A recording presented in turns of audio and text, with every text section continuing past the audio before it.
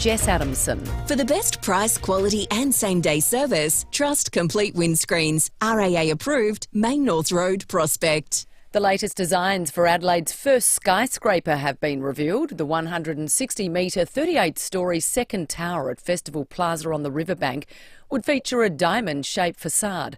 Premier Peter Malinauskas says the iconic building will define Adelaide's skyline. A development application is expected to be lodged within days.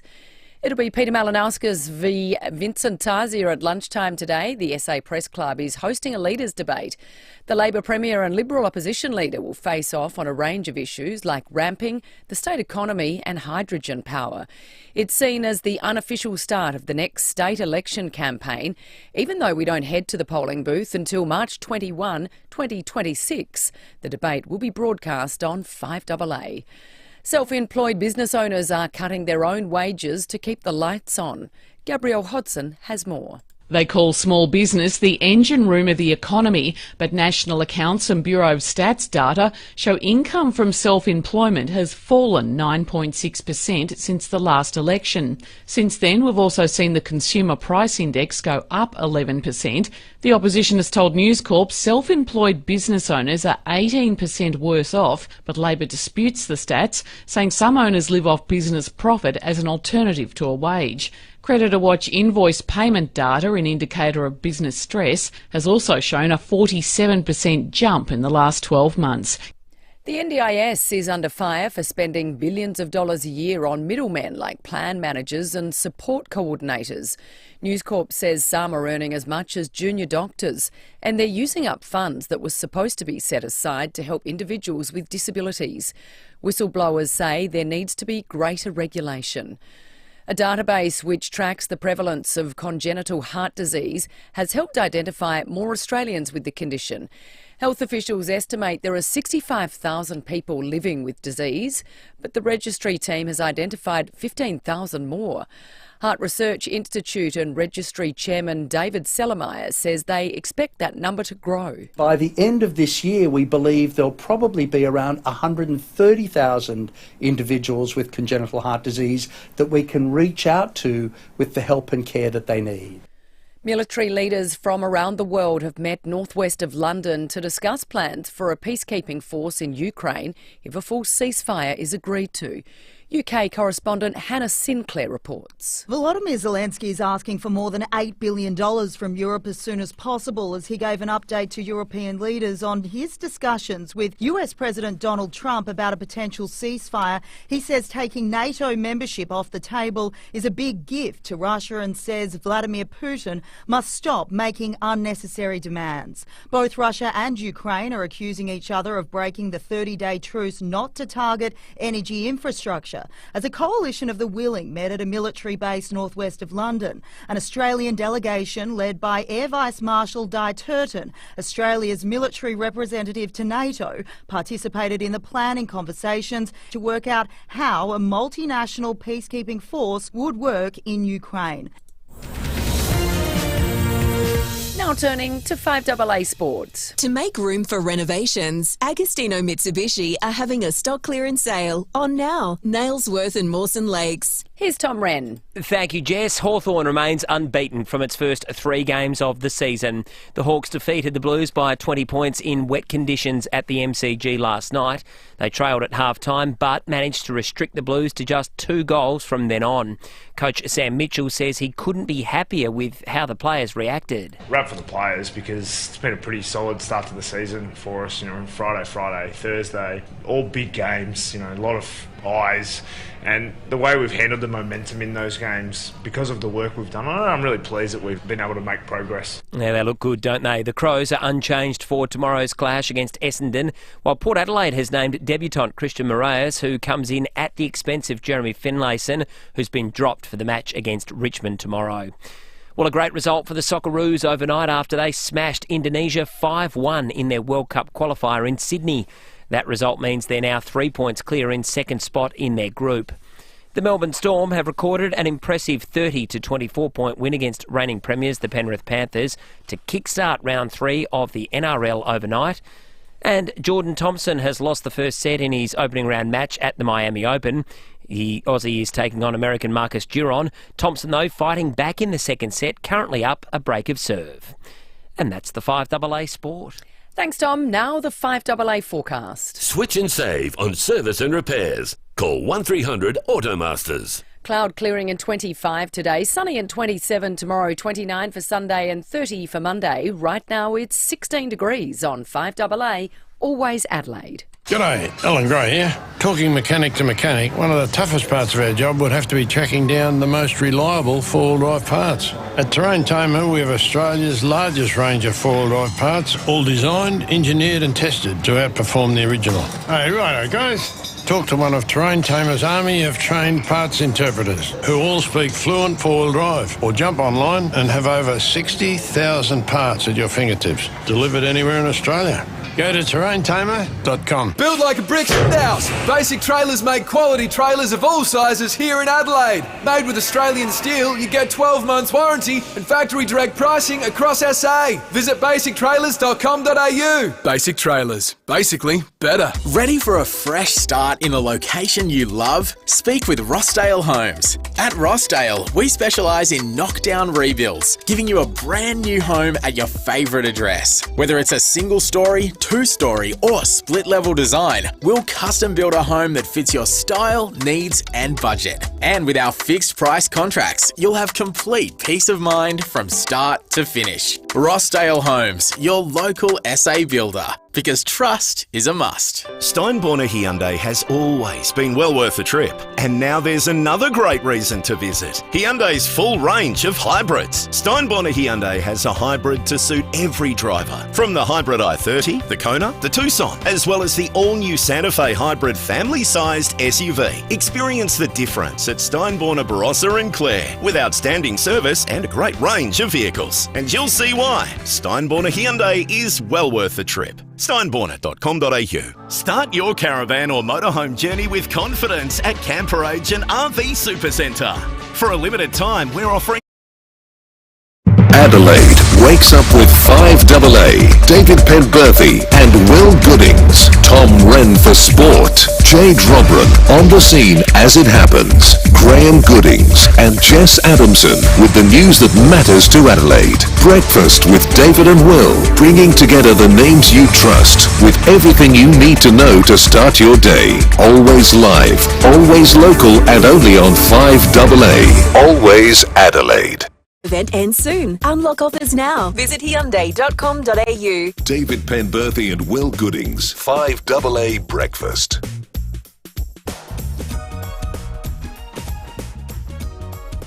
Eight minutes after 6, good morning to you. Welcome to a 5AA Breakfast on this Friday, the 21st of March. It's a Friday morning. Looking forward to your company right through until 9 o'clock, which means we're going to round things out in the usual way with Feedback Friday coming up a little bit later today. Michael Packey will join us, the 9 Radio Federal Political Editor. We'll wrap the last week in federal politics. We're talking movies. Lucy will have her review after 6:30. Let's talk a little bit about the broader impacts, the second, third degree impacts of the sea foam that's affecting our beaches down on the Fleuria. The horse-drawn tram has ceased to operate as a result of the dangers that are still very much in play there. We'll be chatting with the team that runs the horse-drawn tram about when they might be back on deck. We'll flash back in time with Michael Smith and, of course, have much, much more. David Penberthy, good morning to you. Good morning, Will. Good morning, listeners. Coming to you from a brand new studio here. Here we go. Hello. I forgot to turn my microphone on. As if to demonstrate the newness of it. Yeah, that's right. No, this is a whiz bang. It's like something out of a Stanley Kubrick film in here. You expected to start threatening us? Depends which Stanley Kubrick film we're talking about. Yeah, I went straight to Dave. Sorry, Dave. 2001: A Space Odyssey, not Full Metal Jacket. Hopefully, it doesn't have any of that sort of. There's no people suddenly screaming and shouting at each other along those lines. But no, it's going quite well so far. 90 seconds in. But yeah, big weekend coming up and big meat tray Friday. Happy news about Sia. Well, not the divorce part, but the having a baby part. We didn't know about that, did we? Unfortunately, we only know one because of the other, though. Yeah. Well, it's that part of it is sad. It was a little bit unique. Our Meat Tray Friday is inspired by Sia, not by her divorce, which is frankly really none of our business, but as a byproduct of all that coming out, we learnt the name of her child. Somersault Wonder Bernard. Somersault, that's right, as in, and spelt the same way as the gymnasium manoeuvre. The gymnasium manoeuvre, a Somersault Wonder Bernard. It got us thinking, what's the strangest name you've ever encountered in your life? Let us know. We've got a meat tray for you, all thanks to Liam Jonah and the team. My local butcher, you can find them at Chanella's 62 Prospect Road at Prospect. That's going to take some beating, to be fair. Yeah, I still think Elon Musk's child is named after that mathematical equation. Oh, it's not pronounceable, is it? Yeah, it's just some sort of... It's like Prince. Figures. Yeah, well, like when Prince became an ampersand. I think Prince was the trendsetter when it came to... He was called Sign, wasn't he? Yeah, but did he answer to Sign? Yeah, I don't know. Mr. Sign? Mr. Sign. That felt like it was this kind of thing designed by media for brevity's sake. You know, it was a bit hard to report on. Because he went through that whole period. He was the artist formerly known as Prince. Yeah. Which never rolled off the tongue. No, that was a bit of a mouthful. If it was brevity Prince was after, he went about it the wrong way. There's also... Well, Gwyneth Paltrow and... Apple. Yeah, with that guy from... Chris Martin. Coldplay. Mm. Yeah, Apple. I suppose Somersault... One of our friends has got a daughter called Summer, which is a lovely name. You can shorten Somersault to Summer. That's nice. Although being an Aussie... You know, you're probably going to end up getting called Summers. Salty, yeah. There'll be some sort of Aussie spin-off. Holidays, summer holidays, who knows? But it's one of those Meat Tray Friday questions where you might have to tread carefully lest your relative with an unusual name is listening. But I'm going to chance my arm. We went to, years ago, mum's side of the family, the Fitzners, and there was a family reunion up in...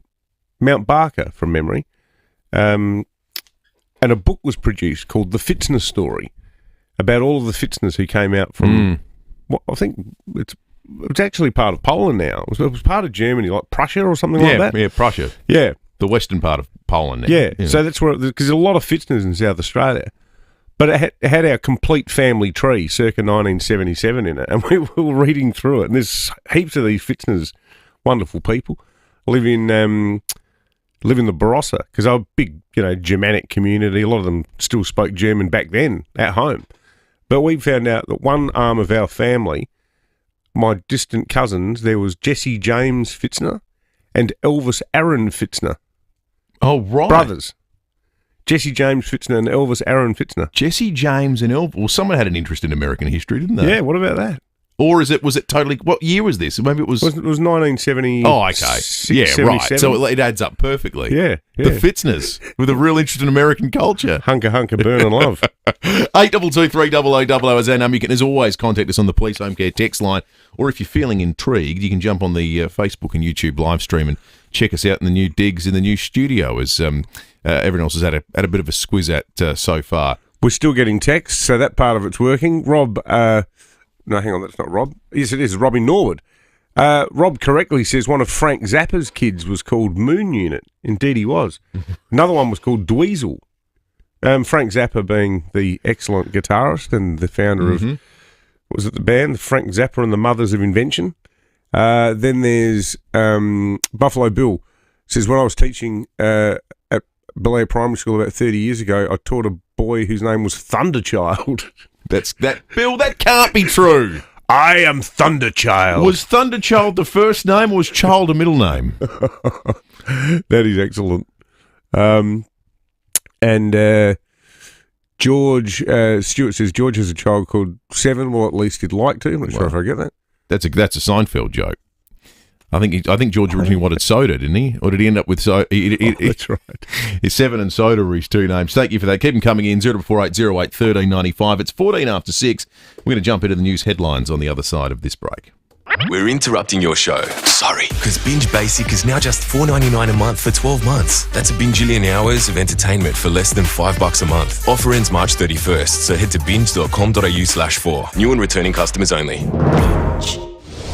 Adelaide's local, trusted and truly connected talkback radio station. 5AA. Always Adelaide. There's some big players in the solar energy market, but it's important to remember that bigger isn't always better. At BJ Energy, we're big enough to supply trusted brands like SolarEdge and small enough to take the time to listen. We don't bulk sell solar packages. We'll work with you to find out what you need and what you can expect to save. We can even move you away from gas and electrify your entire home. Visit bjenergy.com.au for a free, no pressure, no obligation quote. Honda's huge stock clearance is on now at Formula Honda, Glen Osmond and Modbury. Enjoy $2,000 off your new HRV VIX 2024 build. Packed with smart engineering and a stylish new design, the HRV is as smart as it looks. Visit Formula Honda at Glen Osmond Road, Glen Osmond or North East Road, Modbury for more must-see offers across the range. Offer available for contracts of sale up to 31 January 2025 unless otherwise extended. If working with NDIS plans is a source of confusion or frustration, there is an easy way forward. At Complete Care, you're given a client service manager. Think of them as a concierge, there to assist and recommend services as they're needed, from cleaning and home maintenance to social support and transportation. They're essential to our clients and always available to their loved ones. It's just one of the things we do that sets us apart. Trust client service managers from Complete Care with a K. Are you ready for retirement?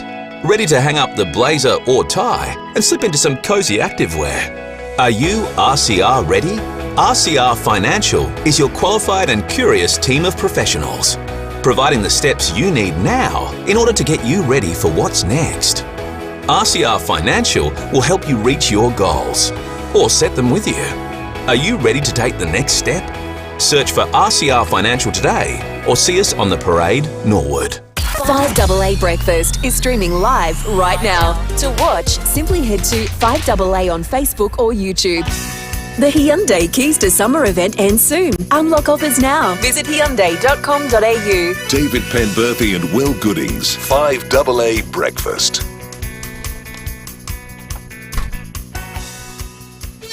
Zach on the police home care text line said he once taught two brothers with interesting names. One was called Harley and the other called Davidson. Zach says, I wish I was joking. Happy Friday. Thank you, Zach. Keep them coming in. Win yourself a meat tray on this Friday morning. 8223 0000 is the number. Let's jump into the news headlines. Ramping and ambulance response times are expected to be hot issues in today's SA's Leaders Debate.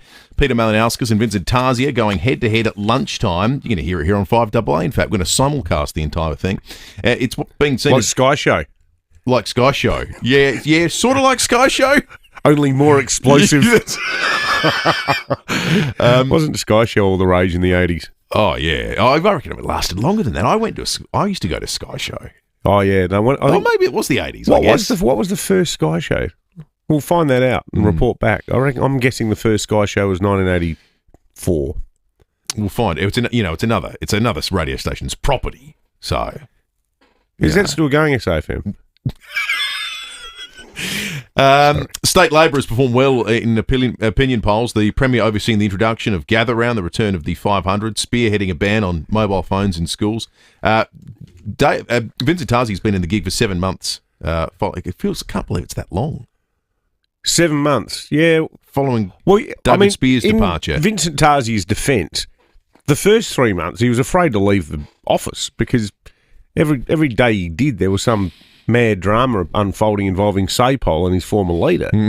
The court appearances. True. And, the by-election in Black held the day after David Spears first appeared in court. I mean, the timing couldn't have been worse. So he hasn't had much clear air, but the clear air that he's had, there's a question about how effectively he's using it that's being asked, I think, now.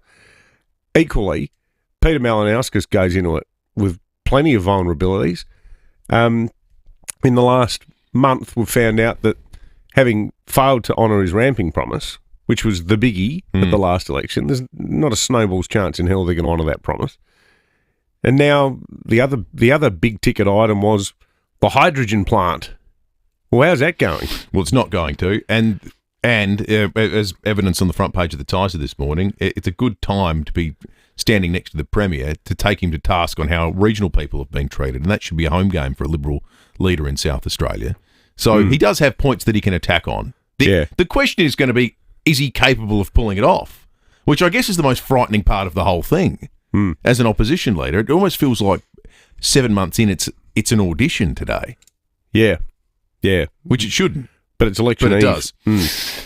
A team of researchers is setting out to find out why kangaroos hop. Never wondered that myself, just figured they do. Flinders University is analysing the musky rat kangaroo. Musky rat? Yeah. Never heard of that one. That's the only member of the macropod family that doesn't hop on two legs. Co-lead author Amy Shern says the rainforest species could help them understand how that iconic movement developed. It's more that the evolution of this group would predate hopping rather than that they have lost hopping along the way. So they are a really primitive group of kangaroos. That's why they're the focus of a lot of research when it comes to kangaroo evolution. I found out something a couple of nights ago during bedtime reading with Charlie about kangaroos. Everyone knows what a baby kangaroo is called, obviously, Joey's. Do you know what male and female kangaroos are called? I have no idea. A male is a buck and a female is a doe. Is that right? Yeah, I never knew that. Like it was in deer? this kid's book, a grade 2 reader we're going through. Doe, a Doe, kangaroo, a female kangaroo, as buck, the song goes. A male kangaroo. Edelweiss. Donald Trump has suggested that the US could run and take over ownership of Ukraine's 4 nuclear plants. The White House says it would give them the best protection. One of them, Europe's biggest, is currently under Russian control. Is he going to put some condos in there too while he's at it? I think you should put out stop the war, put in some condos. Should put out an exciting AI vision. I think that would be really good. That would endear himself to the Ukrainian Club people. Med Donetsk. That'd be nice, wouldn't it? We got a story coming up for you in our wrap after 7 o'clock this morning about all the tech bros in the US teaming up to call for more tariffs on Australia. Well, this is it. This is it. And Paul Kelly in The Australian wrote a brilliant column 2 days ago, and I've written a vastly inferior one about this very issue that's going to run on Sunday. You know, we'll set Ukraine aside for a few moments, and Trump basically becoming Vladimir Putin's you-know-what after that phone conversation, just insipid, and forget about the actual industry stuff. What this is an attempt. It's like the sort of new American imperialism to directly affect domestic policy in other countries. Completely. And the person who should be most irritated by this is our Premier. Because one of the things that they've got their sights on is the ban on age limits on social media accounts. So kids under the age of 16, we decide as a community, this is community-led. This is mums and dads. Parents have lost their kids to suicide through things like sextortion and anxiety that's come about from girls being belittled over their appearance and the fact that they don't have as many friends as the other girls, or kids having videos of their bullying being put up online. So we as a community go, this isn't right for kids. They should be allowed to be children.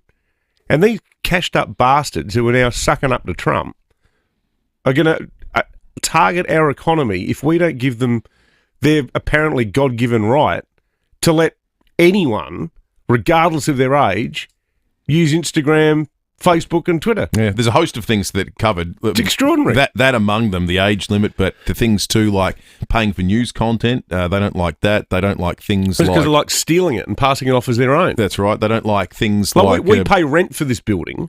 You know, if they want to clip up our content and go, oh, here's something that was on, in inverted commas, the news, write your own news. Pay your own journos. And also Australia's approach to the restrictions in Australia on AI development. I'm not sure what a tariff on Australian technology would achieve or indeed even hurt. I don't know what it is we export to the United States in the world of technology. I suspect the worst case scenario would be they'd say, well, that's not going to do anything to dissuade them. But you know that whole beef issue that you've been bring up, you've been concerned about. It'll be something completely different, and that'll be part of their justification. Yeah, that's right. But I mean, we already saw that batty speech that JD Vance gave in Europe, where he stood up and said to the people of Scotland, "You've made it illegal for people to pray inside their homes near abortion clinics." So that is not even close to being true. You're not allowed to stand outside an abortion clinic with a flaming crucifix saying you're going to hell if you terminate your pregnancy. But you are actually still allowed to pray inside your home. They haven't set up the prayer squad. But if he's prepared to use something that isn't happening to harass a sovereign nation in Scotland, then they're clearly going to be prepared to use something that is happening, i.e. a digital media ban, to attack our country. Absolutely. The latest designs for Adelaide's first skyscraper have been revealed. It's going to be 160 metres tall, 38 stories high. Will sit on Festival Plaza just behind Parliament House. The facade is going to be a diamond shape. A development application is expected to be lodged within days. Have you seen the pictures? I haven't seen the pictures of this The one. ties has got artist's impressions up. It looks quite sort of tall, which is what you'd expect. Wasn't that long ago we used to say, where were the cranes in the skyline in Adelaide? And now, Yeah, I know. Now people are arguing about whether they look good enough, whether there's enough, or there's too many of them. I think I told that story a couple of months back about after the State Bank when the economy was just totally in the toilet. There was one day where there were like 2 cranes on the skyline, and the Tiser ran it as a front page story. Yeah. Like this great moment. Yeah. Are we turning the corner? Look who's wandered in. It's on either mic 3 or 5. It's Tommy Wren. 15. Well, David, we do the weather. We do the weather. Oh, the weather, yeah, and of then course. we do Tom Sorry, Wren. I'll just get back in my lane. 15.5. Stay in your lane. 15.5 degrees outside in the city at the moment, heading for a top of 25 today. You cover up the barbecue to protect it from the sun. The same goes for you. Be sun smart and cover up. 27 tomorrow, 29 on Sunday, 30 Monday, 31 Tuesday. There are no other details provided, hence I'm not giving them. 29 on Wednesday and 30 on Thursday. No more rain on the forecast. 0.0%. Congrats to the Weather Bureau too. They got it right yesterday. They did get it right. Yep. People saying rude things about them. Tom, they nailed it. As you correctly identified, and for those watching on the Facebook and YouTube live stream, Tom Wren is in the new studio with us on level 3 that he made his own about half an hour ago. To make room for Renos, Agostina Mitsubishi are having a stock clearance sale on now. Nailsworth in Mawson Lakes. Morning to you, Rennie. Morning, boys. Morning, Will. David. Now, I said 5.5 mils, I think. Where did we get to yesterday with the weather? Well, we're going to reveal the winner later on too. Okay. We do have a winner. You're not a bad guess, but not too bad. Not a bad guess, Rennie, but you wouldn't have won our competition had you been eligible. Damn it, Someone else got closer. That is really annoying. Okay, now, last night, did we all have Hawthorn in our top 8? I think we didn't we, at the start of the season? Yeah. I didn't, because I don't want any Victorian sides other than Geelong in mine. I think if you could revisit it now, you'd probably have them in. They look genuine, don't they? They look like they're a good side. What a start to the year. And big games too, Pembo. Like on the big stage, Thursday, Friday night football, everyone's watching. It's, difficult. They just look like they're a side that are going to take some beating this season. Their small forwards are dangerous. Their midfield is really strong. They've got big bodies. Gee, I'm impressed. They've got a great coach, Sam Mitchell, who was under pressure sort of early on, as all coaches tend to be from time to time. But, wow, they look really good, the Hawks. So they're 3-0 and Carlton, if you're a Blues fan, I think you'd be a little bit fearful. They tried hard, but they weren't too bad. They weren't too bad, but Charlie Kerner looked banged up. And actually, having said that, I only watched about 10 minutes of the game because last night at our place, it was all about the Socceroos. Well, same, yeah. And so we'll talk about that now too, because that was good. It was a good result. What a rubbish start, though. It was horrible. I mean, the Matt missed Ryan, penalty. we salute you. It could have easily been, and had they gone 1-0 down, as you guys know, it just totally changes the complexion of the game. But he made that save. They hit the woodwork. They were very, very close on a couple of occasions. Could have probably been 2-0 to Indonesia. Easily. The Socceroos, though, fought back. Jackson Irvine with the finishing touches right at the end of the game for the Socceroos. Craig Goodwin looked in towards an effort. Oh, lovely header, Jackson Irvine. That's a peach. Look at him rise and smash that ball. That is straight out of the book. It's a fantastic scoreline, bolstered by a brilliant headed goal. So that audio, thanks to Paramount Plus, that puts them 3 points clear in second spot. Of course, the top 2 make it through to the World Cup, and there's 3 games to go. So if we beat China away next Tuesday, you'd almost say we're there. Well, I think the Saudis haven't played this round yet, have they? I think all sides have played 7. Oh, have they? I think they have. Well, the Saudis played overnight as well, didn't they? And we're Japan, 3 points Bahrain clear. were playing at the same time, but I'm obviously Japan went to bed beat before the Bahrain. Saudi game. So Japan beat Bahrain, and the Saudis, according to my phone, this was against China, 1-0 up. Hang on, that isn't refreshed. I better refresh that. In any case, it was a huge surprise because that 11, and they got pilloried online, and I would have been among them if I was into that kind of thing. It was inexplicable, and people were saying it was the worst starting 11 that Australia's put out in decades. There weren't many big names in it. Well, there were some injuries, to be fair, but you can't argue with the results. At the end that of was great. That's it. The Saudis are on 9 points, so they beat China 1-0. So they did. Okay. Yeah, right. Okay, that's what I thought. So they're right breathing down our neck. Yep. So They're it is only still 1 point tight. behind us. So it does become important that they win that game, and I think we've got Japan in that run home of 3 games. So We do. a lot of work there still to be done. Well done to Christian Moraes, I've got to say, for Port Adelaide. Makes his debut tomorrow, so that's a nice touch for him. Big game for the Crows. Boys, I'm very bullish on the Crows. I know they've lost 10 in a row at the G, but I think no greater time. 2017 you've got to go back to. Yep. So it's amazing. I think they will come out tomorrow, and I think a good 3, 4, 5 goal win. I think pretty comfortable, and I'm expecting a response from Port. I'm hoping for a 2-win day tomorrow for both our local sides. You can hear it here on 5AA. Good on you, Randy. Good on you. Great work, boys.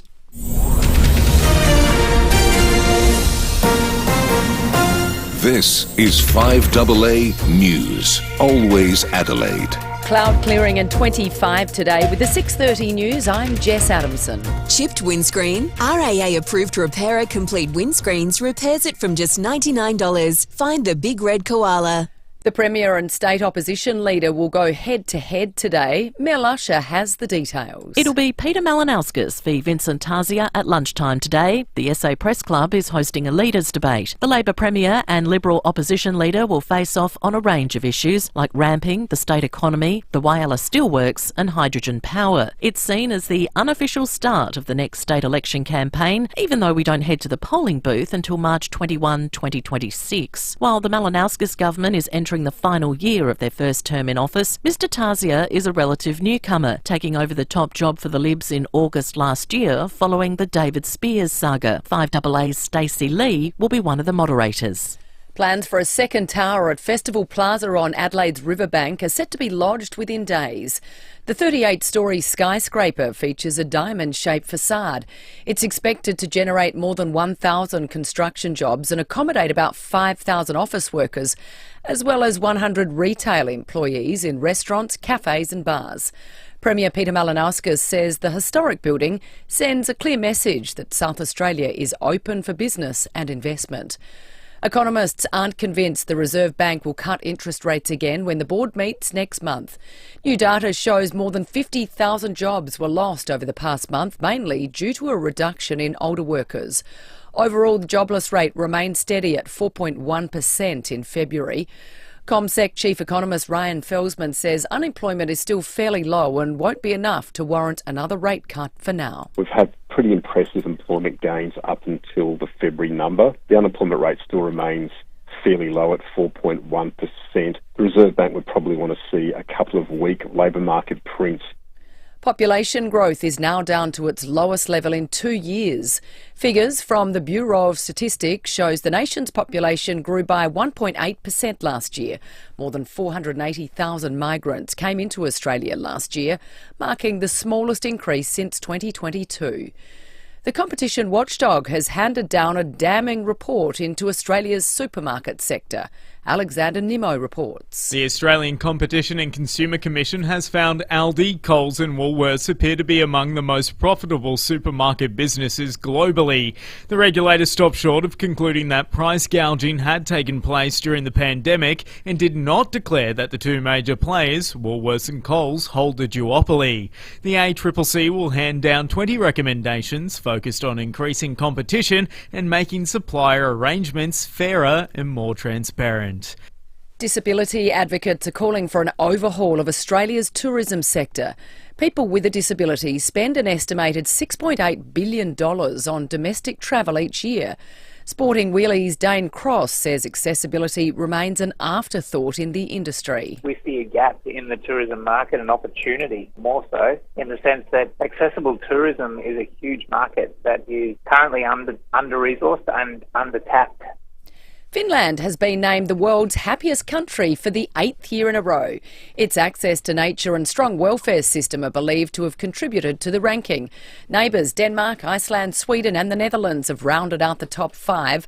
Australia has slipped out of the top 10 to 11th place. Now turning to 5AA Sports. To make room for renovations, Agostino Mitsubishi are having a stock clearance sale on now. Nailsworth and Mawson Lakes. Good morning, Tom Wren. And a very good morning to you as well, Jess. We're going to start with football. Carlton has recorded back-to-back losses to start the new season. The Blues managed only 2 second-half goals as they lost to the Hawks by 20 points. Coach Michael Voss says it was a much better performance other than last week's loss against the Tigers. We found a better way forward, there's no doubt. That's a great oppo to play against, very classy. And I felt like a lot of our, if you want to call it system, was standing up, and maybe some moments we didn't quite get right. Tom de Koning was the Blues' best, while Charlie Curnow struggled with only 5 touches in his return from injury.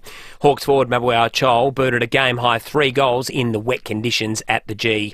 Meantime, exciting times for Port Adelaide's Christian Moraes after he was named to make his debut against Richmond tomorrow at Adelaide Oval. The Crows will go in unchanged for their clash against Essendon at the MCG. Well, the Socceroos have come away with a dominant 5-1 victory over Indonesia in their World Cup qualifier at Sydney Football Stadium. Midfielder Jackson Irvine says it was a pleasing result. A lot we could have done better. Obviously wanted to keep a clean sheet as well, but overall, in a situation like we were in, to win 5-1 at home, can't complain. Yeah, great result. Audio thanks to Paramount Plus. They've now strengthened their grip on automatic qualification with 3 games to play. And the IOC has unanimously voted to keep boxing at the Olympics in Los Angeles in 2028. And that's the 5AA Sport. Thanks, Tom. Now the 5AA forecast. Switch and save on service and repairs. Call 1300 Automasters. 25's the top today, a perfect weekend ahead. 27 tomorrow and 29 for Sunday. Sunny and 30 for Monday. Right now it's 16 degrees on 5AA, always Adelaide. The Hyundai Keys to Summer event ends soon. Unlock offers now. Visit Hyundai.com.au. David Penberthy and Will Goodings. 5AA Breakfast.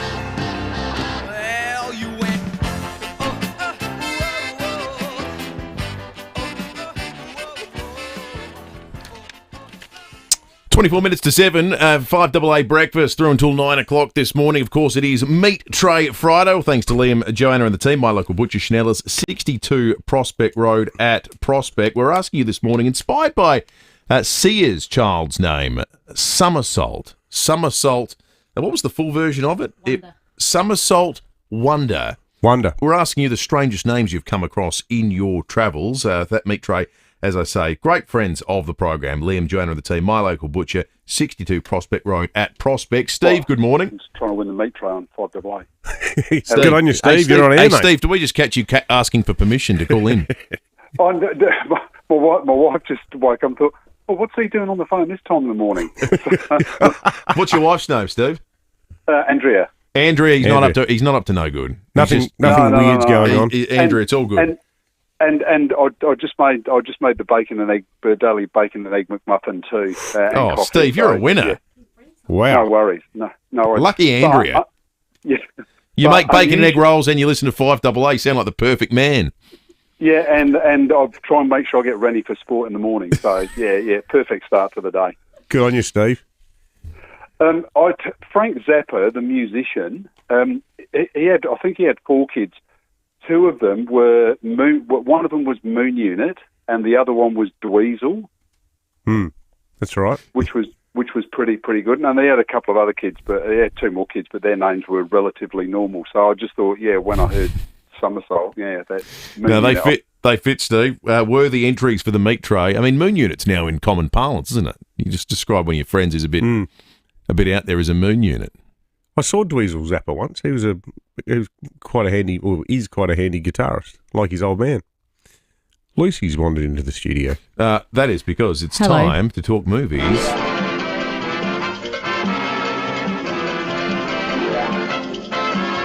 The movies are better on the big screen at Wallace Cinemas, Mitcham, Mount Barker, Noarlunga, and the Piccadilly. Wallace.com.au. Lucy Loken, good morning to you. Hello. The new studio is tripping me out a bit. I'm not sure where to go and where to be, but we'll make it work. Now, just from Steve's call, I looked up Frank Zappa's other kids. He thought they were relatively normal. Well, sorry, Steve. Frank Zappa's other kids are called Diva, Diva, first name, and the other one is Ahmet, which is probably the most normal out of all of them. So Frank Zappa had Moon, Dweezil, Ahmet and Diva. And Will, when you had your gorgeous daughter nearly 3 years ago, you picked Rosie. Yeah, Wow. I know. It was pretty uncreative in the end, wasn't it? Yeah, mine are all four of Yeah, mine Dave, are you pretty got boring. Sam, Unoriginal. Charlie. Yeah, I like solid old-fashioned sort of biblical names. Hey, big thanks to Phil in Henley Beach. First Sky Show was 1985. Oh, you were close. You were close. What did I say, 84? You said 84. So 1985 predates the movies that I had to watch, had to pick from yesterday. 1997 was the year, and Air Force One won out with Harrison Ford. Will, you gave a massive groan when that came out of the movie. Will, I didn't think it was groan worthy. It's not bad, but I just thought that's such a great year for movies. Yeah, there are other 97 ones in there. I just had that That's one all. or The Rainmaker with Matt Damon, which will get another crack another day. The timing's funny. I'm sure a lot of our listeners have read Daniel Silver's books, which are fiction, but they're based on Israeli spies and assassins. And I've just finished one on the weekend. So this had similar vibes with hostages and kidnapping and blah, blah, blah. I did find it a little bit far-fetched. All of it takes place essentially up in the sky on Air Force One, which great imagination work to have all of that plot happen in real life. If it did, it definitely didn't, but had its cheesy moments. I think the cheesiest, though, was the line that is famous for, Will, which I've cut up, which we heard yesterday. Get off my plane.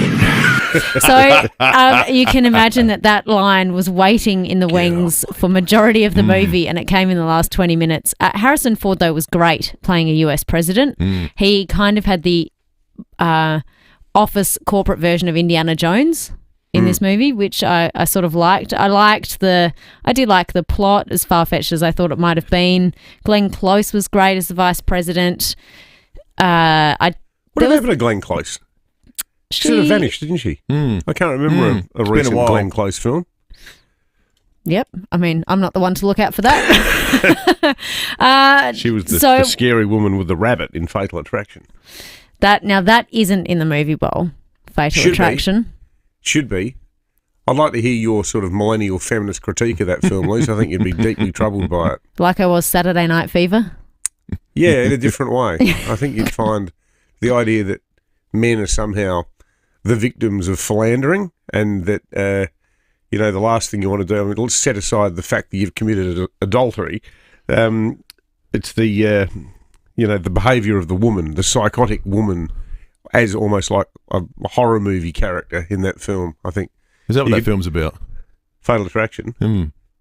Yeah, well, I think it is. Yeah, I've seen it. I didn't remember any of the plot. That was my Camille Pugsley style reconstruction of it. You know what? The thing about Air Force One that I think is funny as you talk about it, Liz, it speaks to a different era of America. Because in the 90s, you had Harrison Ford on a plane rescuing everyone from terrorists. Like the president was a hero. In Independence Day that came out in that decade, Bill Pullman, as the president, rallied the free world, then himself flew a fighter jet to fight aliens. Like in the 90s, the president was still seen as a hero. There was still the idea that the office had some esteem to it. There was something magical about it. Yes. There's no way these movies get made like that these days. The president in this one, he had served several years in Afghanistan he'd been in the army and had come into the office that way. I think the other thing that happened too, though, obviously, was September 11. Because you had that lead up. That's true. You'd even throw Die Hard into the mix. Like the idea that terrorists have taken control of something involving a large building or trying to attack the Pentagon. I mean, you didn't need films like that post 9/11 because it had actually just happened, and films like the that appetite wasn't there for it. a bit too close to home. Films like totally. Look, it was a good mix of politics, action, definite bit of fiction in here. It was my kind of film, to be fair. The gun scenes I didn't hate. They obviously were part of it. They weren't too gory. I'm going to give it 2.5. I don't think it's quite groan worthy, but am I going to watch it again? Probably. Almost it's a bit not. of mindless action, really, isn't it? My memory of it. Yeah, mindless action. Although the crescendo was enough to stop me from doing something else whilst I was watching the end of it. Oh, that's good. 2.5 for Air Force One. Fair enough. Good stuff, Luce. Good on you, Luce. The movies, all thanks to the great people at Wallace Cinemas, Mitcham, Mount Barker, Noarlunga, and the Piccadilly, wallace.com.au. Hey, now, when are we doing the closest to the pin for the weather? I'm really excited about that. I reckon we've got a lot of listeners going, how did I go? Am I still on the hunt? That's coming up later, isn't it? After 7, right, immediately after 7 o'clock, we'll give away the Smeg Toaster for the person who was nearest to the pin. There was one that was clearly the winner. So there's Ben, Steve, Debbie, Les, Jane, Steve, Peter, Jane, Shane. We were following it in our text thread over the course of the day, Yeah, but there was clearly a winner. Should we do some police home care texts before we quickly go to the break? Interesting names. This one from Bill in Port Pirie. He says that his wife works in childcare and has come across a lot of names. What about this one, though? FIVEAA, which is heaven, spelt backwards. Good one there. And quite a few debates, quite a few texts about today's debate and how that's going to go between Vincent Tarzia and Peter Malinauskas. One here from Simon. Big test today for Tarzia. It's obvious he is not up to the challenge, but what could the Libs do? All their talent is in the upper house. And another one here saying that the Libs should go after the Premier over his performance on the regions. Very strong front page today on the Tizer, for Pete's sake, with a whole bunch of farmers who are all called Pete, saying that the Labor government has a very city-centric view of South Australia that's playing out in its handling of the drought. One text here, this Premier couldn't give a toss about regional people, apart from Whyalla, but even that, they let it get as bad as it did. Keep the text coming, folks. 0480 08 1395. We're going to check traffic for the first time and come back with police and weather in just a moment. Louva House, the leaders in transforming your outdoor space into a great entertainment area with an opening and closing roof. We know you are concerned about SA's public hospital capacity and how long it can take to see a doctor. So are we. We need enough doctors to provide the safe, quality care you deserve. There are solutions for South Australia, and it's not rocket science. Visit safermedicalstaffing.com.au and sign the petition to support our 3-point plan for enough doctors for South Australia. Authorised by Dr. David Pope, South Australian Salaried Medical Officers Association, Adelaide. City Discount Tires. Get saving this month at City Discount Tires. Grab 3 Falcon Zig ZE 310R passenger car tyres and get the 4th tyre absolutely free. Experience top-notch performance with exceptional grip on both wet and dry surfaces. Steer your way to citydiscounttires.com.au for even more great deals. City Discount Tires. We're driven by value. City Discount Tires.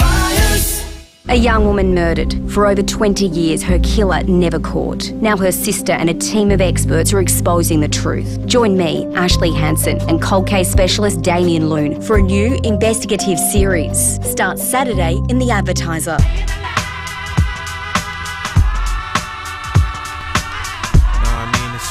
Getting a little crazy. Look here. Look at shorty got back. Should I ask her for a dance? Hold on, there's too many in the wolf pack. Introducing the all-electric 7-seat Kia EV9 with premium relaxation seats, remote smart park assist, and up to 505 kilometres of range. The Kia EV9. Visit kia.com.au to find out more. Kia, movement that inspires. Thanks, Will, and morning, David. She is looking the goods for the run-in today. Accident breakdown free. Nice way to wrap up the week and start a Friday. Only got works to keep in mind. You'll find them at Goodwood today. Goodwood Road near Railway Tourist South. Also Gilman, Eastern Parade near Francis Street. And speed zone of 40 at Kenttown at the moment. That's for works on to Kettleville Terrace near Rundle Street. Early morning cameras, Golden Grove Road, Golden Grove, and Hillier Road at Ranella today. Harrow Scarf sale is on now. Save 40% off air fryers by Tefal and Healthy Choice. Exclusions apply. Harrow Scarf, great brands, great prices. Adelaide's most accurate traffic on 5AA. The Hyundai Keys to Summer event ends soon. Unlock offers now. Visit Hyundai.com.au. David Penberthy and Will Goodings, 5AA Breakfast. Right on 11 to 7, time to check in with the Weather Bureau. What lies ahead for Friday and indeed the weekend? Chris Kent is on duty. Chris, good morning to you. Good morning, guys. How are you? Yeah, Chris, we're good, but it doesn't seem like we should get used to rain. No, unfortunately, the rain has come and gone. Had a good sort of drop though, about 15 to 20 millimetres sort of in places around the Mount Lofty ranges. Closer to sort of 5 to 10 around the city, but it was a welcome drop, and it was good to hear rain on the roof again. But unfortunately, the rain is clearing off now. We've got a ridge of high pressure that's set up across the south, and it's going to sit there for sort of some time over the weekend and probably into early next week. With not a lot really changing. So temperature-wise, looking at sort of pretty good sort of consistent temperatures over the next couple of days, and also we're looking at sort of reasonably sunny conditions. So maximum of 25 degrees today, 26 at Elizabeth, 24 at Glenelg and Noarlunga, and 24 up also at Mount Barker. Good on you, Chris. Thank you. Chris Kent from the Weather Bureau. Spare a thought for the people of the Barossa. Chris texted us on the Police Home Care text line. It says, boys, a rain non-event at Greenock in the Barossa, 0.8. Wow. No, sorry, 0.08 of 1 mil. 0.08 of 1 mil. How do you? That wouldn't even register. Would No, it it doesn't. I teaspoon. don't think that counts. Chris says, we are still waiting. Well, crikey. It doesn't sound like the good people of the Barossa are getting any relief anytime soon. Let's head to SAPOL. Senior Constable Kimberly Broad joins us. Kimberly, there's been a suspicious fire at Port Noarlunga this morning. Yeah, good morning. It was 12:30. Police and MFS crews were called to a home on the Esplanade after reports of an Audi sedan which was on fire in the driveway. Now, that fire spread from the vehicle to the front balcony of the property. The occupants were home at the time, but they were able to safely evacuate before the fire spread any further. We had MFS extinguish the blaze. Unfortunately, it did destroy the vehicle, but minor damage caused to the home. We had our crime scene investigators attend at the scene, and the fire is being treated as suspicious. We're just asking if anybody saw or heard anything suspicious around that time, 12:30 this morning. If they've got any information, can they give us a call on the Crime Stoppers number 1800 333 000. Kimberly, also, there was an accident involving a car and a pedestrian at Elizabeth North last night. Yeah, this was about 10 o'clock. Police and emergency services were called to Wamma Road after a man was struck by a Nissan sedan, a 40-year-old man from Elizabeth. He was seriously injured in the crash and taken to hospital for treatment. His injuries aren't considered life-threatening at this time, but Wamma Road was closed for several hours while police investigated that crash. The driver did stop and was assisting police at the scene. He's a 41-year-old man from Waterloo Corner. He wasn't injured but was taken to hospital to undergo some mandatory testing. However, he's refused to submit to a blood test, so he has been reported for refusing to submit to a blood test, and he's also been issued with a 6-month instant loss of licence, so he'll be appearing in court at a later date. Thank you, Kimberly. Senior Constable Kimberly Broad there from SAPOL. I tell you what, Belinda on the Police Home Care text line, if you call in, you'll have a really good chance of winning a meat tray, I think. I'm not going to read your text out because if you were to call in, that is one of the weirdest names I've ever heard, and I want to hear you talk us through it on 8223 as a former teacher. Let's go to the phones. Dave in South Brighton, good morning. Morning, guys. Many years ago, before the days of mobile phones, I was working for myself, and I had a phone call in the evening one night. This old Italian guy was ringing me up, just saying, "Can I please go and fix the plumbing?" You know, all this sort of stuff. And I said, "Oh yeah, mate, where do you live?" And then took his name, took his address, and said, "What's your name?" And he said, "Giuseppe Pizza." All right, and I thought to myself, someone's playing a game here, so I'm not going. So I got off the phone and said to him, "This bloke's pulling my leg." Anyway, about an hour later, he rang back and he said, "Where are you? I'm waiting for you. I'm waiting." So I ended up going there, and it was a real bloke, Giuseppe Pizza. And I ended up working for him for a couple of years. But his mate, he had a mate, right? And they used to go out together. And his mate, who I also worked for, was Leo DeLion. Are you sure they weren't just having you on, Dave? No. Honestly, I can tell you exactly which houses they live in. It was an absolute classic. I used to crack up laughing. Thinking, one day these boys are going to be driving home and the cops are going to pull them over to say, "Hey, mate, you've been a bit fast." And he goes, "What's your name?" Giuseppe Pizza. "Oh, yeah. Hey, mate, what's your name?" "Leo DeLion." That's his real name. Real name. So you know what? Nice guys, really good Well, guys. the nice thing about that story is they found each other, which I like. Leo DeLion and Giuseppe Pizza became lifelong friends. Leo DeLion. Thank you, Dave, in South Brighton. Cartoon. Speaking of friends with the same name, let's go from Dave in South Brighton to Dave in Alberton. Morning, Dave. Good morning, gentlemen. Hey, if there's a competition with strange names involved, English Conservative politician Jacob Rees-Mogg must be involved. His children, now bear with me, Sixtus Dominic Boniface Christopher. It was the last born to brothers and sisters Alfred Wulfric Layson Pewis, Thomas Wentworth Somerset Dunstan, Peter Theodore Alphege, Anselm Charles Fitzwilliam, and Marianne Charlotte Emma Rees-Mogg. Good luck writing out Christmas cards that day. The thing about it is, Dave, I think you don't need to have a forensic or encyclopedic knowledge of British politics to know that. If you had to guess, would you say that the Rees-Moggs are well off, or are they struggling? Oh, their blood would be 2 shades of blue, I would imagine. Thank you, Dave. Imagine doing that to your children. I knew a guy in Queensland who had 4 sisters, or he claimed to have 4 sisters who were called Faith, Hope, Charity, and Beryl. How would you feel being Beryl? Faith, Hope, Charity, and Beryl. Yeah. Well, Belinda must be busy, so I'm going to read out Belinda's text because I love this. Belinda says, as a retired teacher, I've come across a few doozies in my time, but one that always sticks with me is a girl named, to read it out to me, it looks like La. La. La. It's LA-A. Now, here's how it's pronounced. LaDasha. LaDasha. It made for some interesting attempts when people were attempting to read it for the very first time. So it's LA-A, which gives it a sort of a Pacific Islander kind of feel to it. Yet, but you pronounce the dash as dash. Well, there's a lot of those. The dash is really important in a lot of those Polynesian languages, isn't it? Because it's like Maori. It's not Maori, it's Maori. Yeah. Like you meant to say Maori. Go up on the O. You don't say the dash, though, do you? A lot of the league players from Solomon Islands and that, far, like all the little apostrophes. It's amazing language.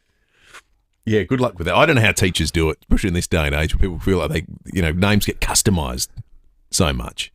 Yeah. Yeah, I don't know. I mean, it's a private thing. Well, it's a private thing that becomes a public thing because you've got to use your name in life. But you hear some names where you think, oh, dear.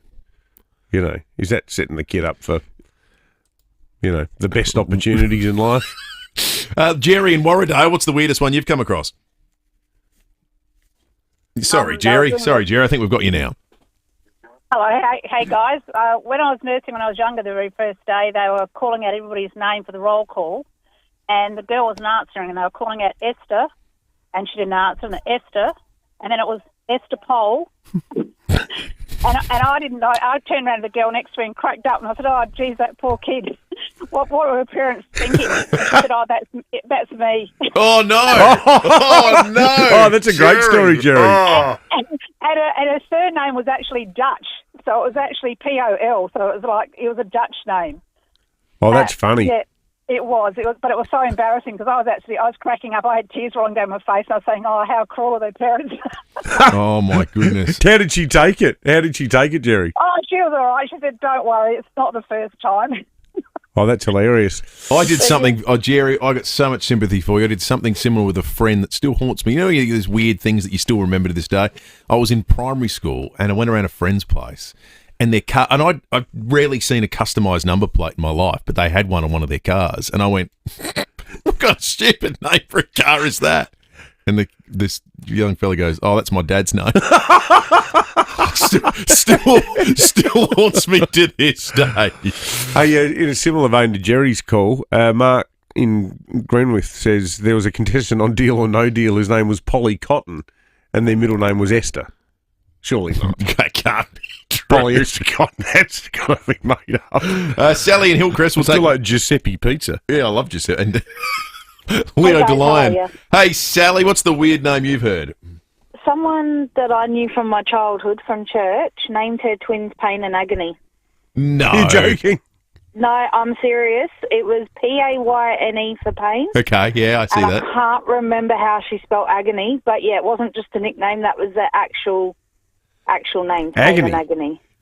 Yeah. You can get away with pain, I think, spelt like that, but I can't imagine any version of agony that's, palatable. No. Pain and agony, what about that? Thank you, Sally. I guess it would make the best man speech and so forth at the wedding easy, wouldn't it? Yeah, well, you wouldn't have to try too hard. No. the teasing or anything. No, I wouldn't have thought.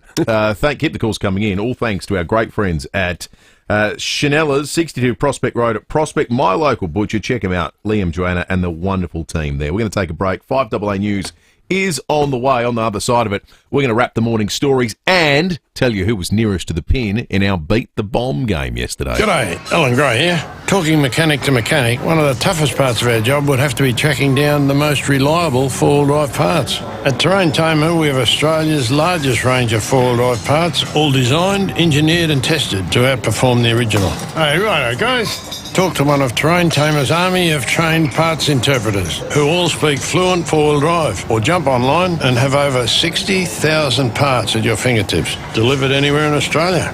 Go to terraintamer.com.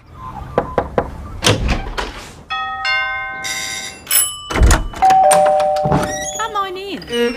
We open our doors to people we trust and care about. And for over 90 years, South Australians have been opening their doors to Rest Haven.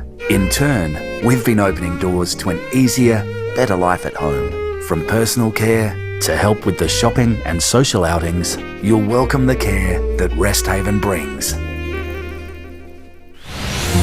The latest local, national and international news for South Australia. This is 5AA News, always Adelaide.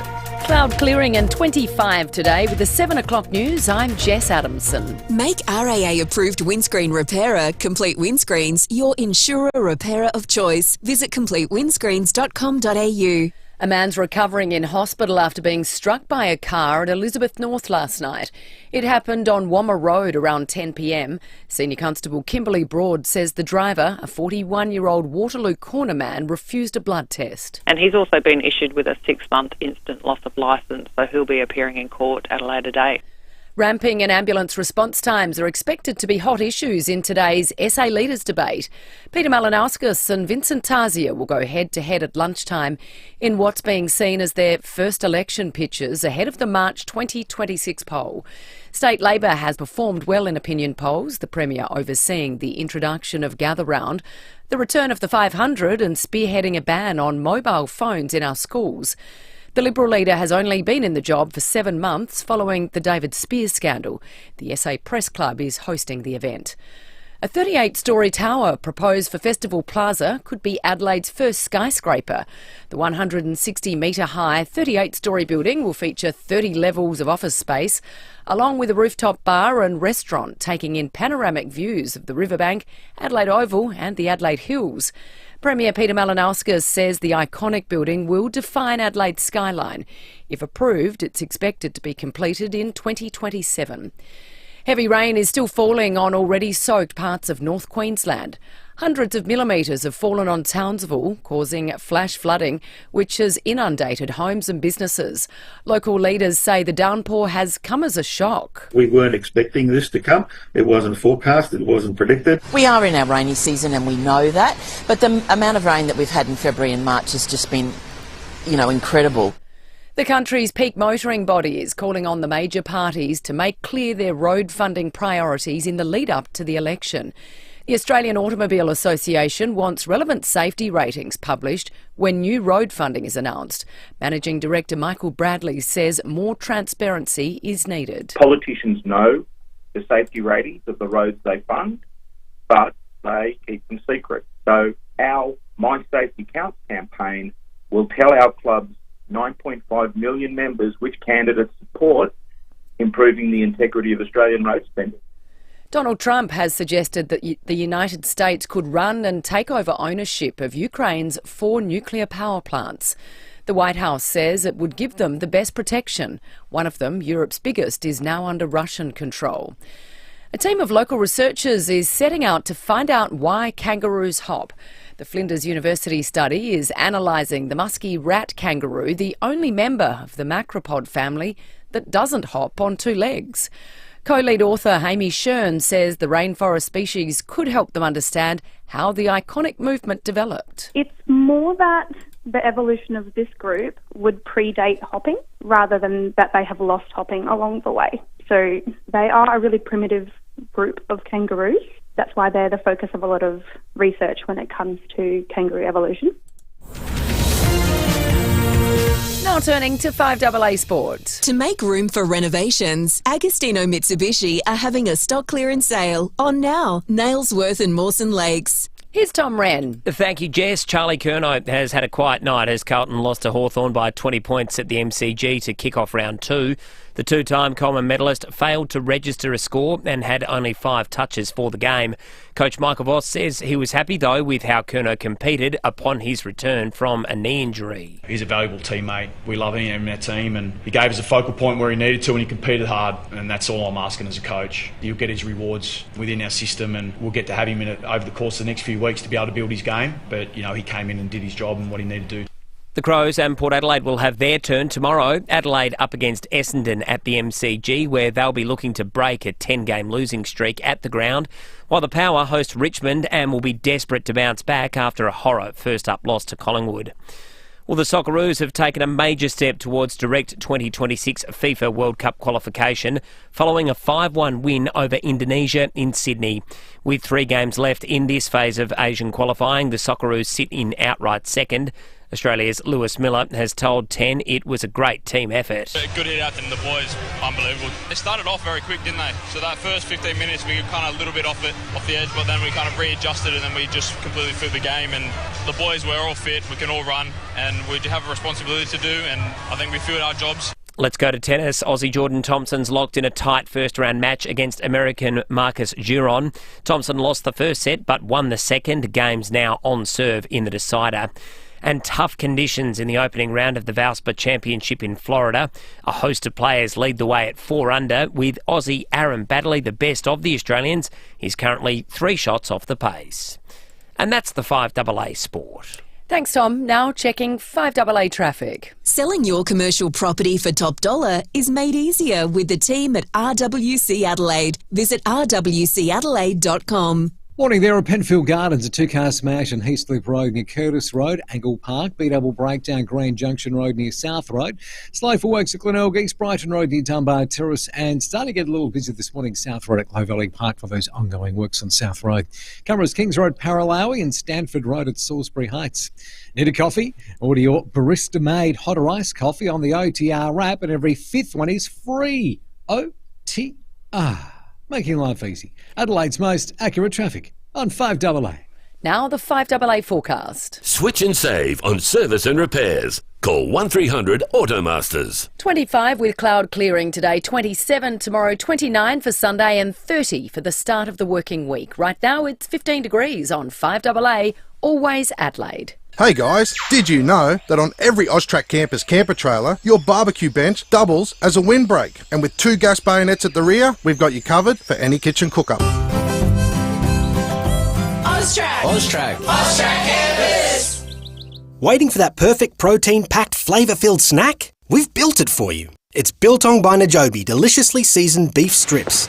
Runners need Najobi Biltong for protein. Adventurers need Najobi Biltong for lasting energy. Foodies need Najobi Biltong for flavour. And kids need Najobi Biltong for healthy snacks. It's air-dried, super soft and grown right here in SA. We've been farming since 1841, so yeah, we know beef. Najobi Biltong in supermarkets, service stations or at najobi.com.au. In Adelaide and across South Australia, this is 5AA, always Adelaide. The Hyundai Keys to Summer event ends soon. Unlock offers now. Visit hyundai.com.au. David Penberthy and Will Goodings, 5AA Breakfast. 8 after 7, good morning to you. If you're joining us for the very first time on this Friday morning, the 21st of March. Jump on the Facebook and YouTube live stream if you like, and you can see our brand spanking new studio. The whole joint's getting a refurb at the moment, and you can see the very first one that's been redeveloped. And very high tech, isn't it? Oh, very high tech. Yeah, I'm enjoying it. I'm enjoying it. You love technology. No, I don't know. I don't famed like, for loving new technology. I don't like new stuff at all. I go into a flat panic when my phone upgrade happens overnight, and I wake up going, "Hang on, what's happened? My messages look funny." But at least with Ray, you're doing the heavy lifting, Will. You're the buttons guy. I'm just the talking guy. I'm sitting here with a pad and pen. I feel a pad and a pen and an instant coffee. That's all I need. Was it flying high with a? What does that one do? It goes bing. Yeah, that's right. That's what I feel like at the moment. That one bleeps. Looks like you picked the wrong week to quit sniffing glue. 8223 is our number, or you can jump on the live stream or shoot us a text, Police Home Care text line. Everything is all up and running. We yesterday, speaking of having up and running, played a little game called Beat the Bomb, where we asked you whether you could more accurately predict the rainfall than the Weather Bureau. That cast a pretty wide range, to be fair, 3 to 15 mils when we were on yesterday. So we said, who of our listeners could do better? And on the line was a Smeg toaster, and here's what you said. Stephen Birkenhead, good morning. Good morning, boys. Yeah, I'm going to go for 6.7. 6.7. Yeah, that'd be nice. That's more like it. Yeah, and it certainly was, because Steve is the winner, the rainfall being 7.2 mils. Well done, Steve. Congratulations to you, Steve. You got that brand spanking new toaster coming your way. Well played. You beat the bomb. So the closest to Steve, Jane in Gawler, she had 5.8. And then, well, Steve was the highest, wasn't he? Steve was the highest, unless I didn't write down any higher ones. But I think he was the highest. I think he was, which is why we exclaimed at the time, going, oh, that's good, Steve. Someone actually wants there to be a decent whacker. Yeah. Everyone was sceptical. That's what came through. Well, I think because the rain's been taunting us for so long. Yeah. We've had all these, tantalising predictions that, we could get 5 mil today, and, nothing's eventuated. Still waiting in Greenock and other parts of the Barossa. 0.08 in Greenock yesterday. Maybe they turned all the water into wine up there. Wouldn't that be nice? Let's jump into the news wrap on this Friday morning. The ACCC's report is going to come out today into the supermarkets and the duopoly here in Australia. Lots of the details already published in the papers right around the country, but the full thing will come out a little bit later. It's essentially said this. The giant supermarkets in Australia are among the most, if not the most profitable entities of their equivalent on Earth.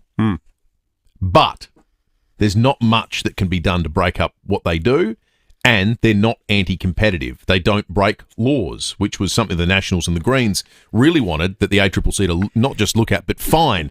Here, have a listen to Today reporter Liz Daniels talking about the sorts of market share they enjoy as detailed in this ACCC report. Woolworths accounts for about 38% of all grocery sales. Coles, 29%. It's in the single digits for Aldi and Metcash, the wholesaler behind IGA. Coles has already responded this morning saying it believes that the sector is actually highly competitive and that its net profit margin has remained stable for the past 5 years. And it has also cautioned against red tape that could push up prices. Here's probably the big headline that I should have led with. At the end of the day, the end result of all that, whilst interesting, for you, is that you are paying more compared to people from other countries as a result of that lack of competition. But isn't the other headline that nothing's going to change? I mean, the only actual takeout I've seen from it, and it's it's almost as sort of relevant to your hip pocket as Chris Bowen the other day telling people to shop around because power prices are going up again. So apparently Coles and Woolies have been told that one of the worst things that they do is so-called shrinkflation, where a bag of chips that was 300 grams suddenly becomes 250 grams and they keep the price the same. Or a bag of finished dishwashing tablets, which is always the swallow hard moment at the shops. Those things can cost up to $50. But they'll change the weight, but they'll keep the price the same. So Coles and Woolies have been said, well, when that happens, you should alert the consumer. Great. And then what do you do? Well, there's going to be a sign on the wall. Then you know how much you're being ripped off. Yeah, I know. Yeah. You have to buy it. Yeah, exactly.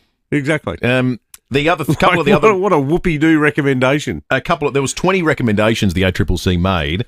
There have to be, as you mentioned, the shrinkflation stuff that has to happen. They need to be more transparent with suppliers about how they negotiate prices. None of this sounds like it's going to be earth-shattering. As I mentioned, the Greens and Nationals were hoping there would be a lever to pull here to say they need to be some sort of breakup like that we see in the United States all the time with antitrust laws because of monopolies or duopolies that they in America break up regularly. But there's no trigger in this report for that from the ACCC. I think the best answer would be that the rest of Australia should ideally be more like South Australia. Yes. Where there's much more competition. Well, one of the points the ACCC makes, and this will become clear today, is that if they have this much share and they're making this much money, the marketplace is ripe for someone to come in and completely disrupt it. Yeah, that's right. There's spare capacity there. That's the economic argument. Have you heard my fringe economic argument? This is probably not the place for it, but you mentioned, since you brought it up, I actually think Australia's reserve currency should be Finnish dishwashing tablets. I think we should have a store of them in Canberra, like Fort Knox. Yeah, if Donald Trump's going to invest in crypto, at least the Finnish dishwashing tablet have some tangible value, at the end of the day. Yeah, totally. If we default on our debt, unlike everyone will have clean dishes. I like it. Free economics. Yeah. I'm going to put that one to Jim Chalmers next time he's on. US President Donald Trump, this is interesting. This comes from 9 newspapers this morning. He's being urged to target Australia over our laws on social media and the digital economy. This is a push from Elon Musk. It's a push from Jeff Bezos. It's all the tech bros. The collective noun for these billionaires, the tech bros. They've blamed Australia for threatening them with new federal laws and coercing them into sacrificing revenue in schemes such as the News Media Bargaining Incentive. This is the one where it says, if you're going to use content from news organisations, you might want to pay them for it. Totally. They say this is all anti-competitive. Now, none of this is wink, wink, nudge, nudge, Elon on the side saying, hey, Don, you might want to look at Australia. They're not doing us any favours. This is an official complaint that was lodged with Donald Trump's head of trade on the 11th of March. This is the equivalent of the aluminium industry in the United States saying, what's Australia are doing mean we're not competitive. This is legit, and it's going to have ramifications. People involved, I mentioned, are all from the sort of social media world. They also have concerns about curbs on artificial intelligence here in Australia that I think, bizarrely, their argument is going to curb American innovation. I think that's peculiar. But the sum of all this is, and we made this point at 6:05, we don't have Australian Twitter or, Oz Facebook or something that we export back. Or we're not doing there are some things, but if you want to do a reciprocal, you're hurting our tech industry, so we're going to hit yours. Well, we don't have a big tech industry like that is exporting stuff to the United States. So what's the punishment? So the punishment, or the lever to pull, I think will be, and this is all signs are pointing to this, unless, Donald Trump comes to his senses, opens a history book and realises you don't get a better ally than Australia, will be that our farmers, the ones on the front page, probably among them in the advertiser today, suffering through drought, are going to have to deal with tariffs on beef or other things that we grow here in Australia that go into the United States that we kill them in. Let's be clear about it. It's the reason you put tariffs on that industry like that. We do it better than them. Yeah. Better quality. We do it at a better price. We do it at a better scale. These guys will get punished as a result of this push by the US tech bros. Yeah, well, it's going to be interesting to see how Anthony Albanese and Peter Dutton respond to this. I mean, particularly on the question of if they come after the age limits. And Paul Kelly, writing in The Australian 2 days ago, said that they would, that's on the table as part of the tariff push. Do we just sort of shrug our shoulders and go, oh, well, you have the right to interfere in the domestic policies that we choose as a nation? It is. Well, you know what? Extraordinarily audacious. This is what China does to us.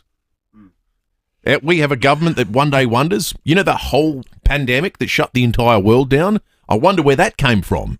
And suddenly we have industries that are being crippled by giant tariffs from China, or export bans. Like this is our best ally treating us like our biggest competitor. Our best ally. Yeah, I think there's a real hard rethinking of that in this country right now. It is, and we've got a lot of listeners who still like Trump, but it's changed. The response that this guy is getting in the last month, since that appalling belittling of Zelensky, and since the tariff threat against first steel and aluminium now broadening out to the primary sector. Who knows if it's going to involve, wine, seafood. Pharmaceuticals is definitely going to be on the table, looks like. PBS, they're going to attack the PBS. I mean, yesterday, the fact that our Prime Minister stands up and says, okay, good news for people doing it tough in a cost of living crisis and people living with illnesses, we're going to have an upper limit on the cost of all these medicines on the PBS. Well, the Yanks are going to say, well, hang on, we don't like that. We think people should pay more for their medicine so that Big Pharma in the US can make more profits. This is the point at which, prior to the election, I thought, well, actually, Trump I thought he's definitely going to win. and I thought he kind of deserved to, because Biden was bloody hopeless. That they had lost control of their border. There were a lot of bread and butter economic issues that the Democrats were doing nothing about. And I think the whole sort of woke stuff being rammed down people's throat, there comes a time where people go, you know what, stuff this for a joke. People were sick of it. Yeah. But I remember writing a column 2 weeks before. I said, if I was an American, the 2 things that would stop me voting for Trump, the way he is likely to handle Ukraine, and the completely unpredictable and inevitably damaging result of a global trade war, and the fact that he doesn't understand economics. Well, both of those things are happening writ large right now, and the number of people cheering the bloke on in Australia has gone, and it's going to have really interesting ramifications for things like the future of AUKUS, for our relationship with other countries in Asia, where I think we're just going to have a sort of come to Jesus moment where we go, you know what, America's not necessarily our friend anymore.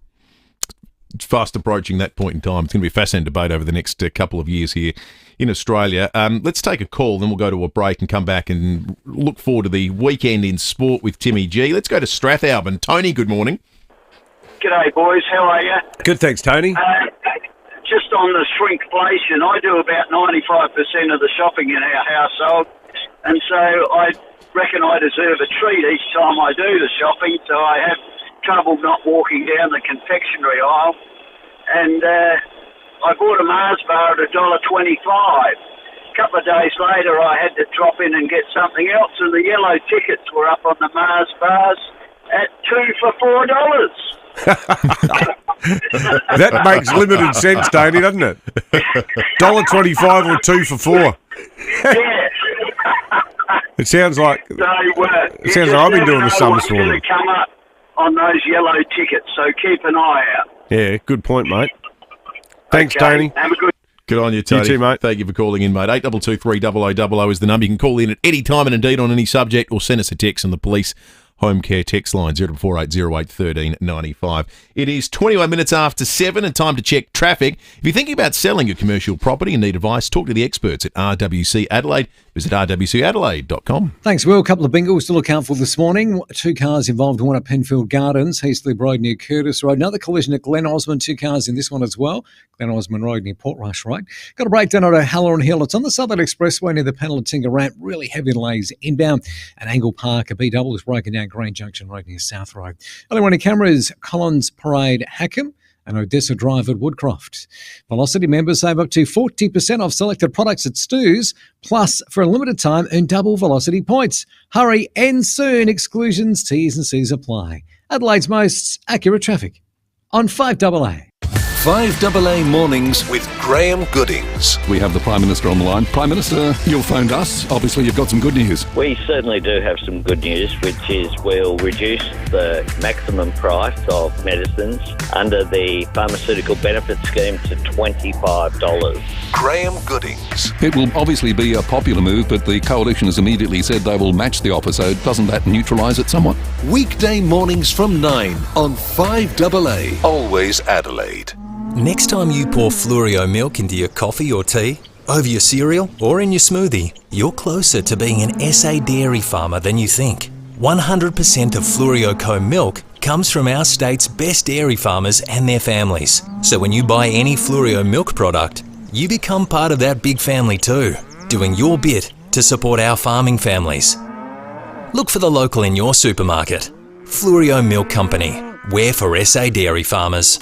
Ignition for Men. Adelaide's home of impeccable class and style offer a range of suits by leading Italian brands, including tailor-made suits using the finest Italian fabrics from Zegna, Canali, Zignoni, Holland and Sherry, along with many more. Special occasions or business, stand out in a tailor-made suit by Ignition for Men. Best fit, best brands. Call into 54 Paynham Road, Stepney, or visit ignitionformen.com.au. For 50 years, Sterling Homes has set the standard. As we mark our 50th anniversary, we invite you to share your dream with us. To celebrate, we're giving you $15,000 in luxury upgrades your way at no extra cost. Choose from reverse cycle air conditioning, stone bench tops, solar panels and more. Plus, we're including 2.7 metre high ceilings. It's your home built your way because at Sterling Homes, your home. Find your nearest display home location at sterlinghomes.com.au. T's and C's apply. The most frustrating thing about having your car repaired after a collision can be the wait. Sometimes months. At Premier Panel Services, the wait is one thing you won't have to worry about. We've expanded our workshop and our highly skilled team. It means we're better equipped to deliver an outstanding outcome for you and your car. RAA and MTA approved, Premier Panel Services work with most insurance companies. So ask for Premier Panel Services and get back on the road sooner. Ignite your passion for exploration in the all-new Land Cruiser Prado. From the new Jarvis Toyota, Brighton Road, Somerton Park. Featuring refined suspension and increased manoeuvrability, the Land Cruiser Prado boasts off-roading prowess, ready to conquer the most rugged landscapes. Land Cruiser Prado is your gateway to adventure. Come and experience the difference and take a test drive of the all-new Land Cruiser Prado today at Jarvis Toyota, now on Brighton Road, Somerton Park. Rosanna Mangiarelli here from 7 News. Join me and Will Goodings for Adelaide's leading news hour, 7 News, tonight at 6 o'clock. The Hyundai Keys to Summer event ends soon. Unlock offers now. Visit Hyundai.com.au. David Penberthy and Will Goodings, 5AA Breakfast.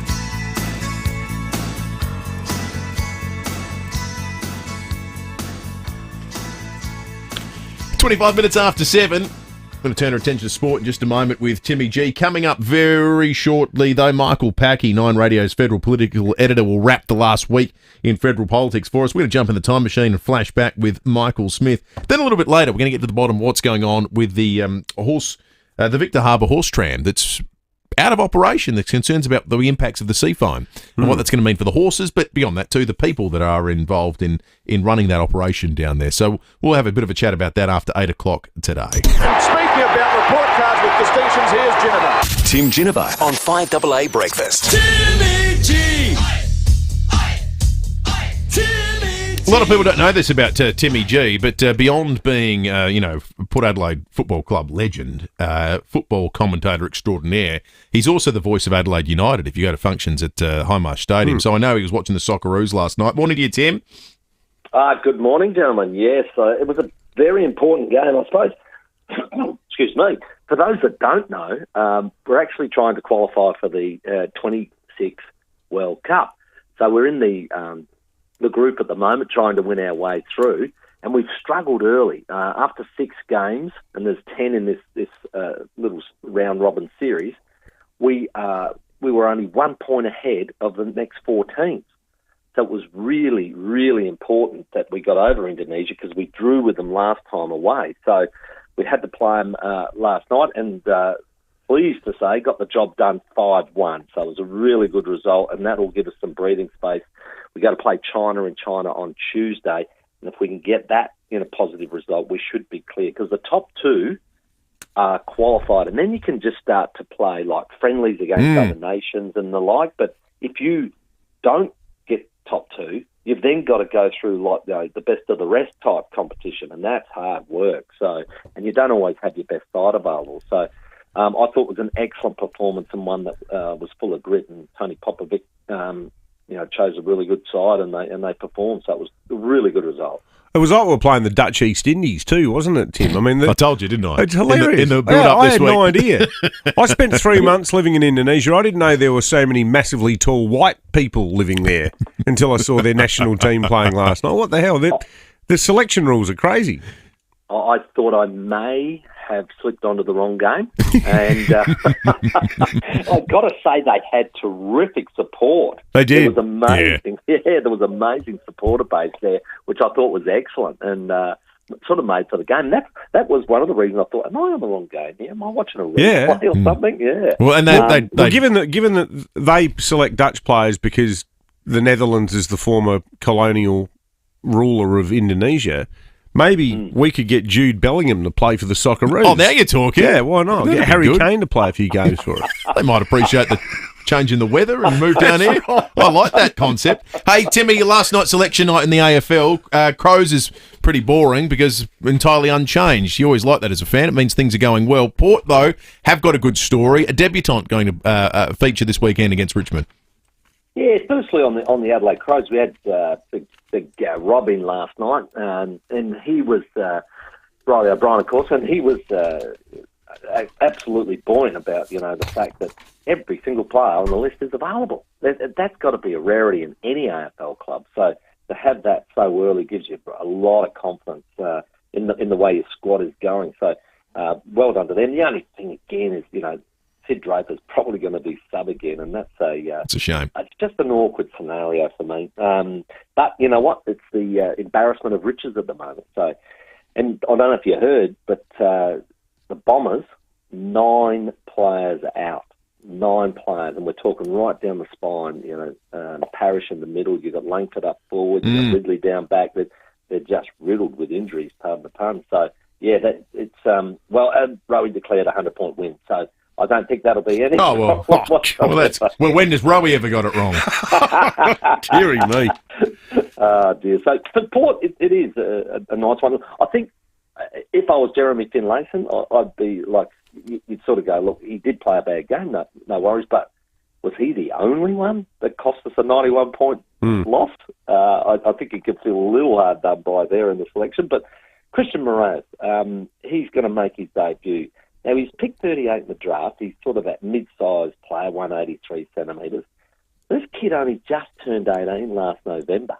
So that is quite a young fella. I watched the sample trial last weekend, and he was one of the standout players for Port, no doubt about that. So an exciting one for him. What it means is Richmond aren't as tall. They'll go with Ryan Burton in defence, and that'll allow Christian to come into the lineup, which is pretty exciting. Hopefully he doesn't start sub and he's able to get straight into it. But I don't think Port do that very often. So a really good one. And you know how the clubs sort of announce things and the like and put videos up. Well, he rang his granddad. And his granddad was the one that he said, I need you to come over. Yeah, it was a lovely moment. So I think the clubs do that well. Good on you, Timmy. Looking forward to the weekend of sport. You can hear Tim calling all the action as Port take on Richmond at Adelaide Oval tomorrow.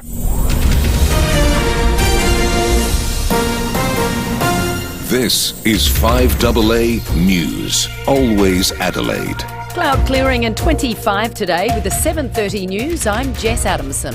For the best price, quality and same-day service, trust Complete Windscreens. RAA approved, Main North Road, Prospect. An Elizabeth man was rushed to hospital with serious injuries last night after being struck by a Nissan sedan on Wammer Road. Police were called to Wammer Road at 10 p.m. The driver of the car, a 41-year-old Waterloo corner man, refused to submit a blood test.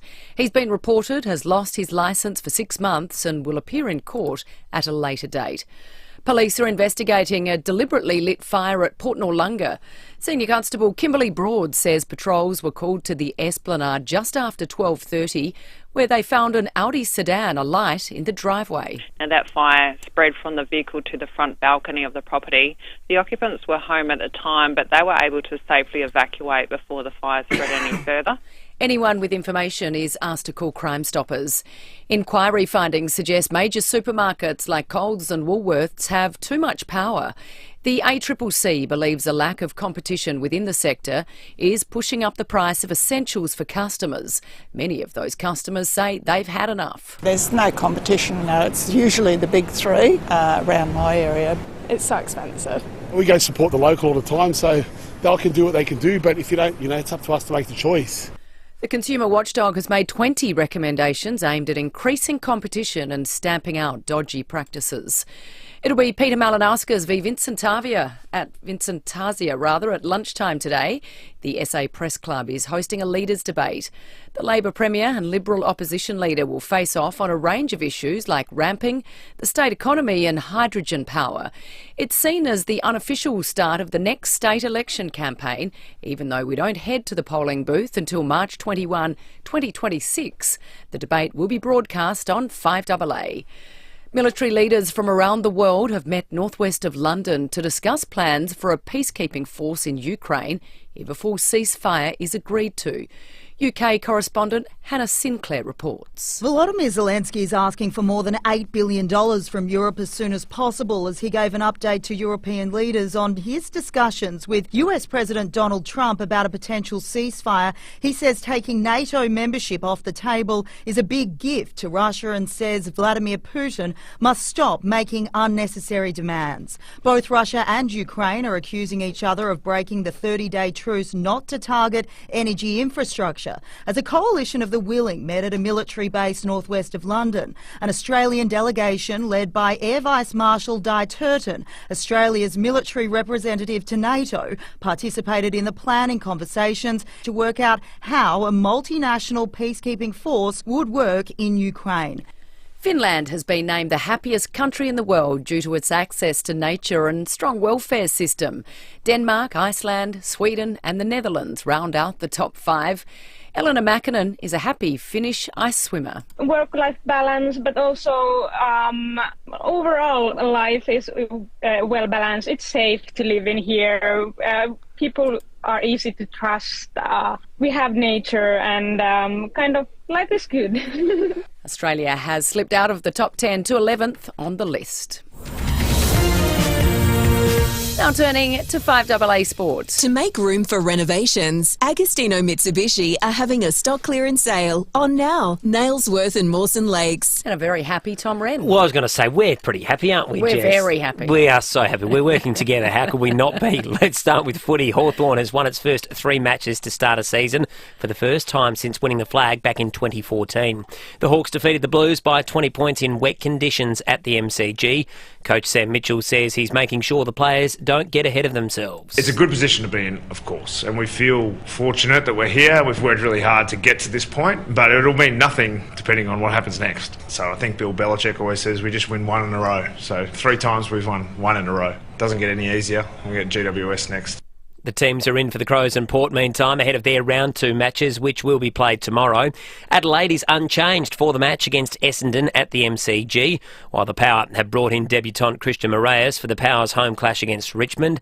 Jeremy Finlayson has been dropped, and you can hear both of those games right here on 5AA. Well, the Socceroos have come away with a confidence-boosting 5-1 victory over Indonesia in their World Cup qualifier. Midfielder Jackson Irving says it doesn't get much better than this. Listen, there's aspects of the game that are pleasing. A lot we could have done better.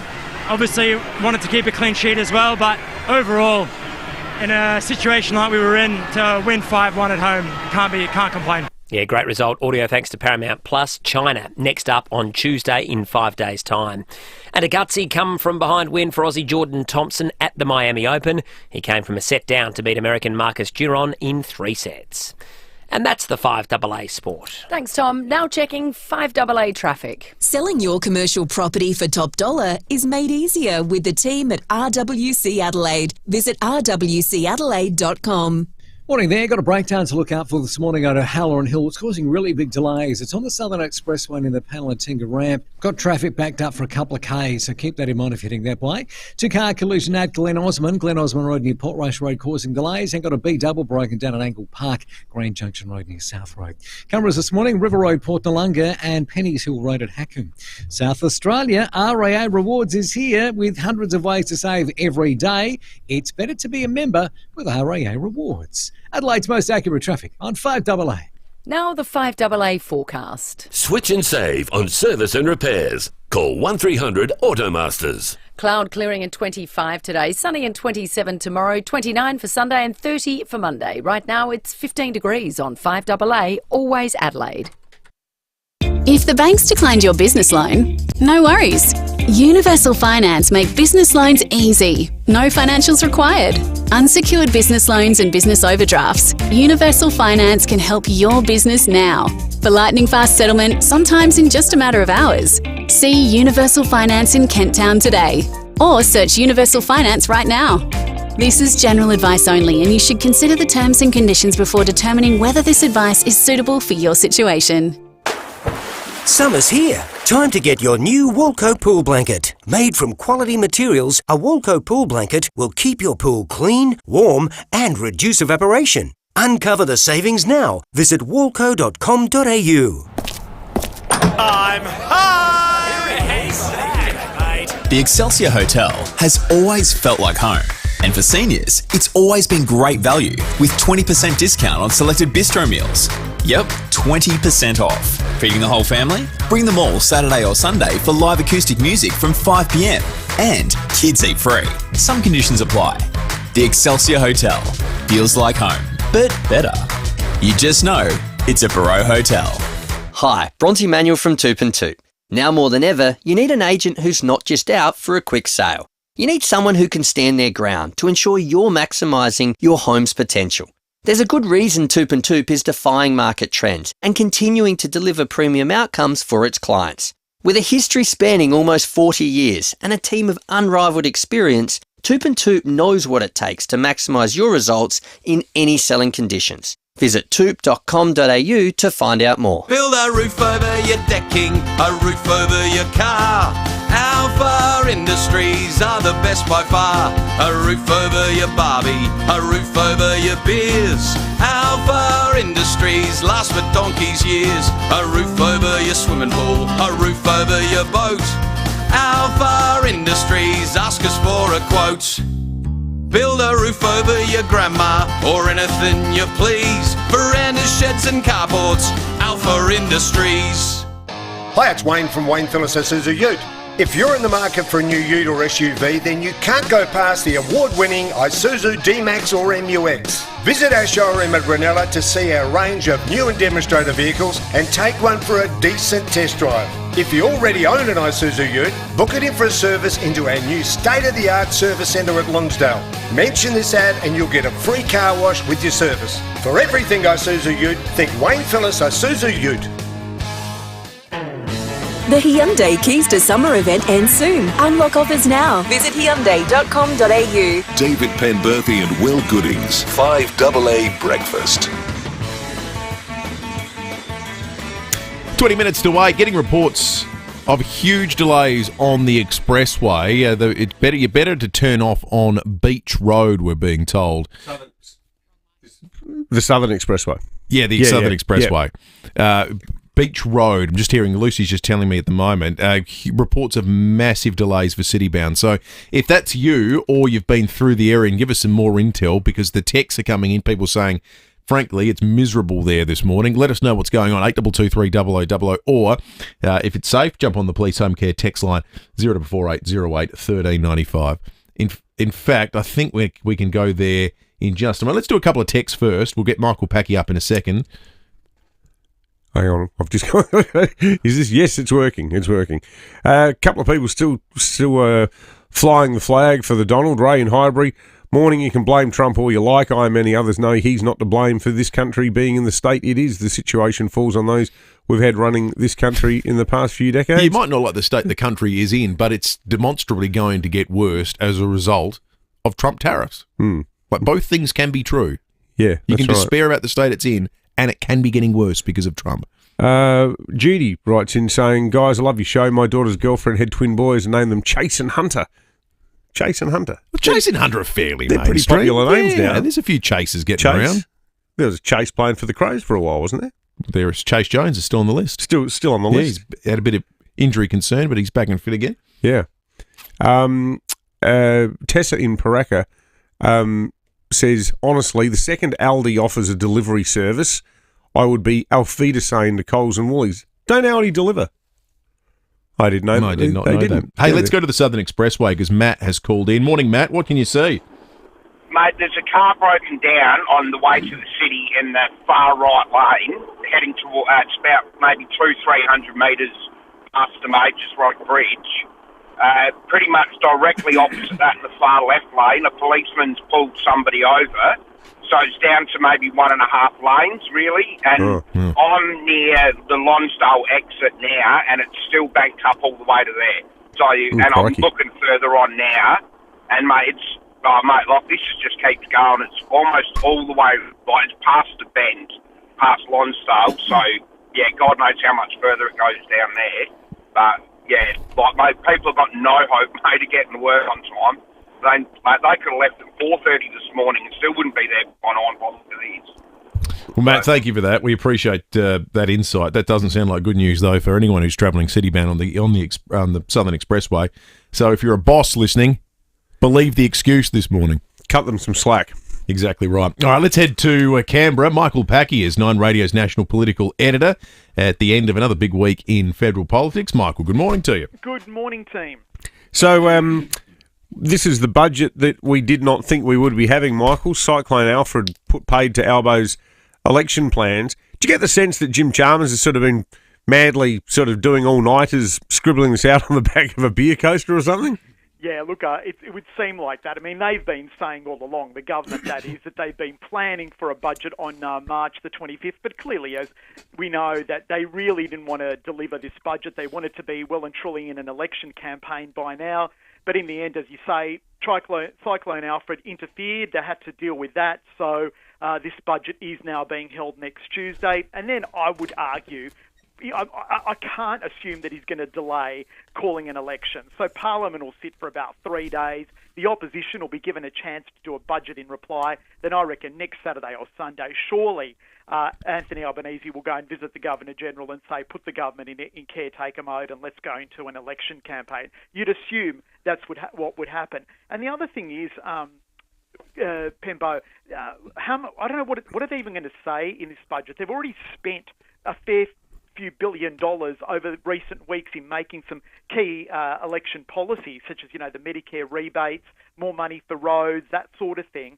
So I don't really know how many more spending measures they can really announce in next Tuesday's budget, because as we know, the more you start spending, the more you start stoking inflation, and that's the last thing that they're going to want.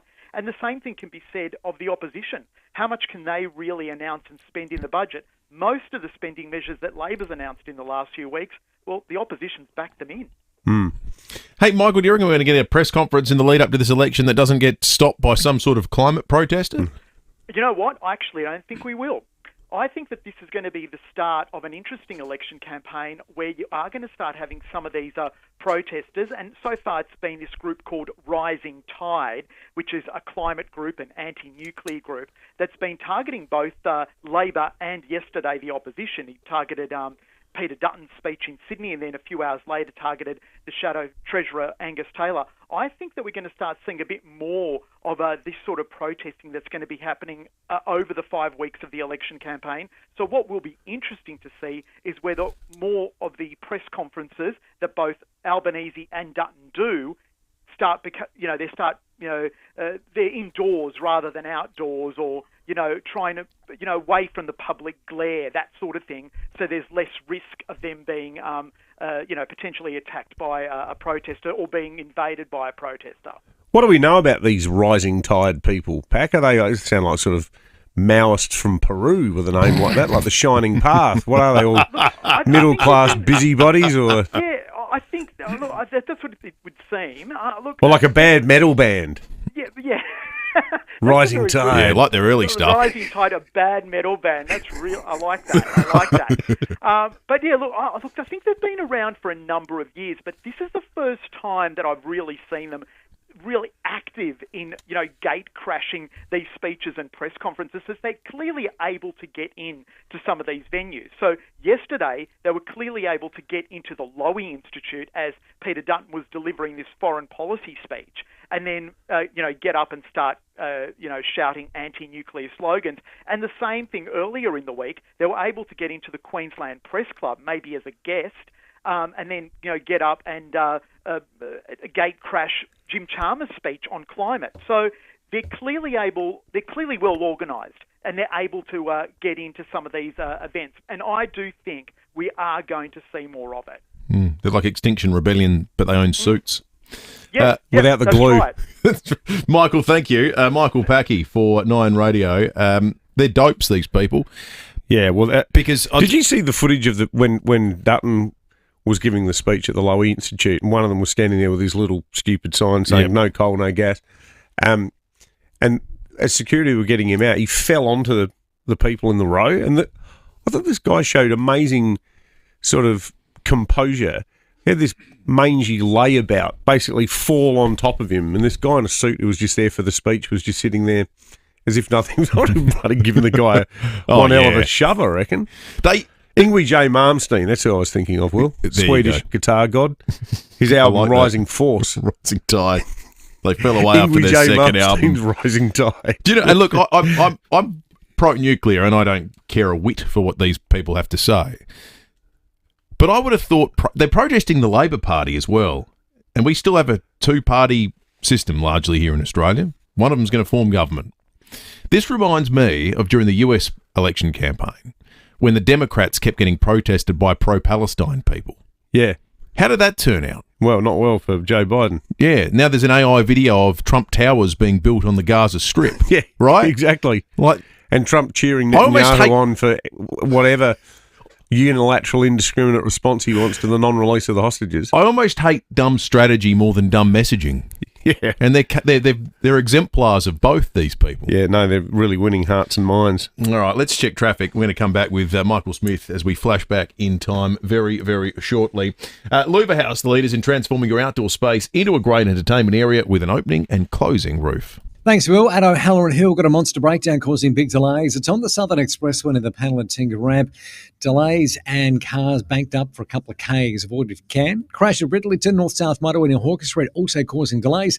And a two-car collision at Glen Osmond Road near Port Rush Road.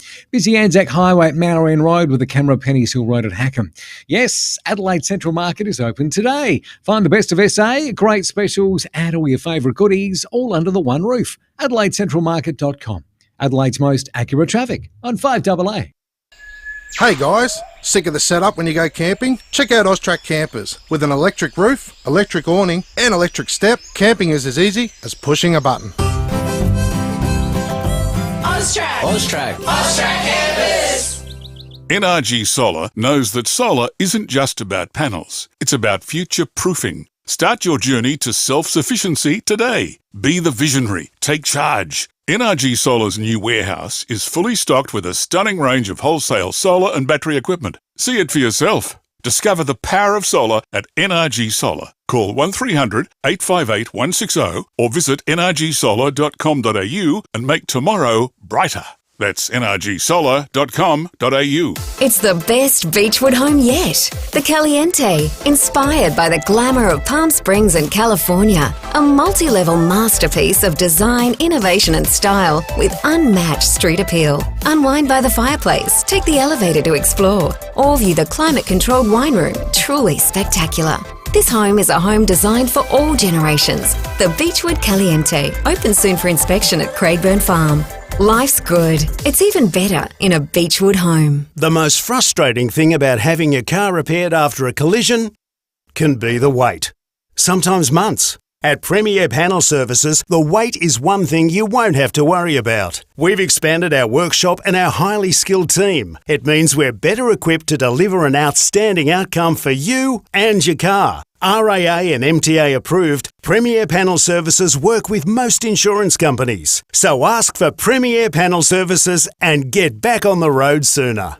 We know you are concerned about SA's public hospital capacity and how long it can take to see a doctor. So are we. We need enough doctors to provide the safe, quality care you deserve. There are solutions for South Australia and it's not rocket science. Visit safermedicalstaffing.com.au and sign the petition to support our 3-point plan for enough doctors for South Australia. Authorised by Dr. David Pope, South Australian Salaried Medical Officers Association, Adelaide. 5AA Breakfast is streaming live right now. To watch, simply head to 5AA on Facebook or YouTube.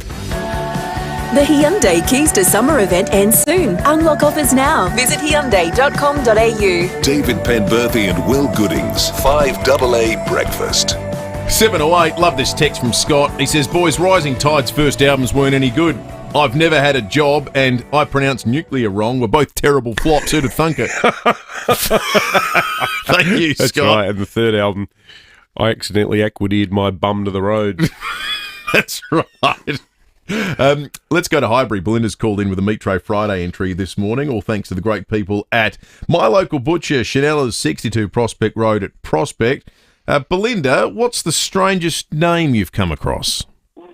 Hi, boys. Well, the strangest name that I've come across in my teaching career was Ladasha. Ladasha was actually spelled L-A, then a hyphen A. But how do you get Ladasha out of La Ha Ha? Well, I think they confused a hyphen with a dash. Oh, no. So it's not La Hyphena, it's actually Ladasha. But you can imagine the confusion for a lot of people the first time they actually came across that in print. Yeah, I'll say. You're cursing the child for life with a name like that, aren't you? We tried to make sense of your spell Ladasha? Your text earlier, Belinda. That is the best story.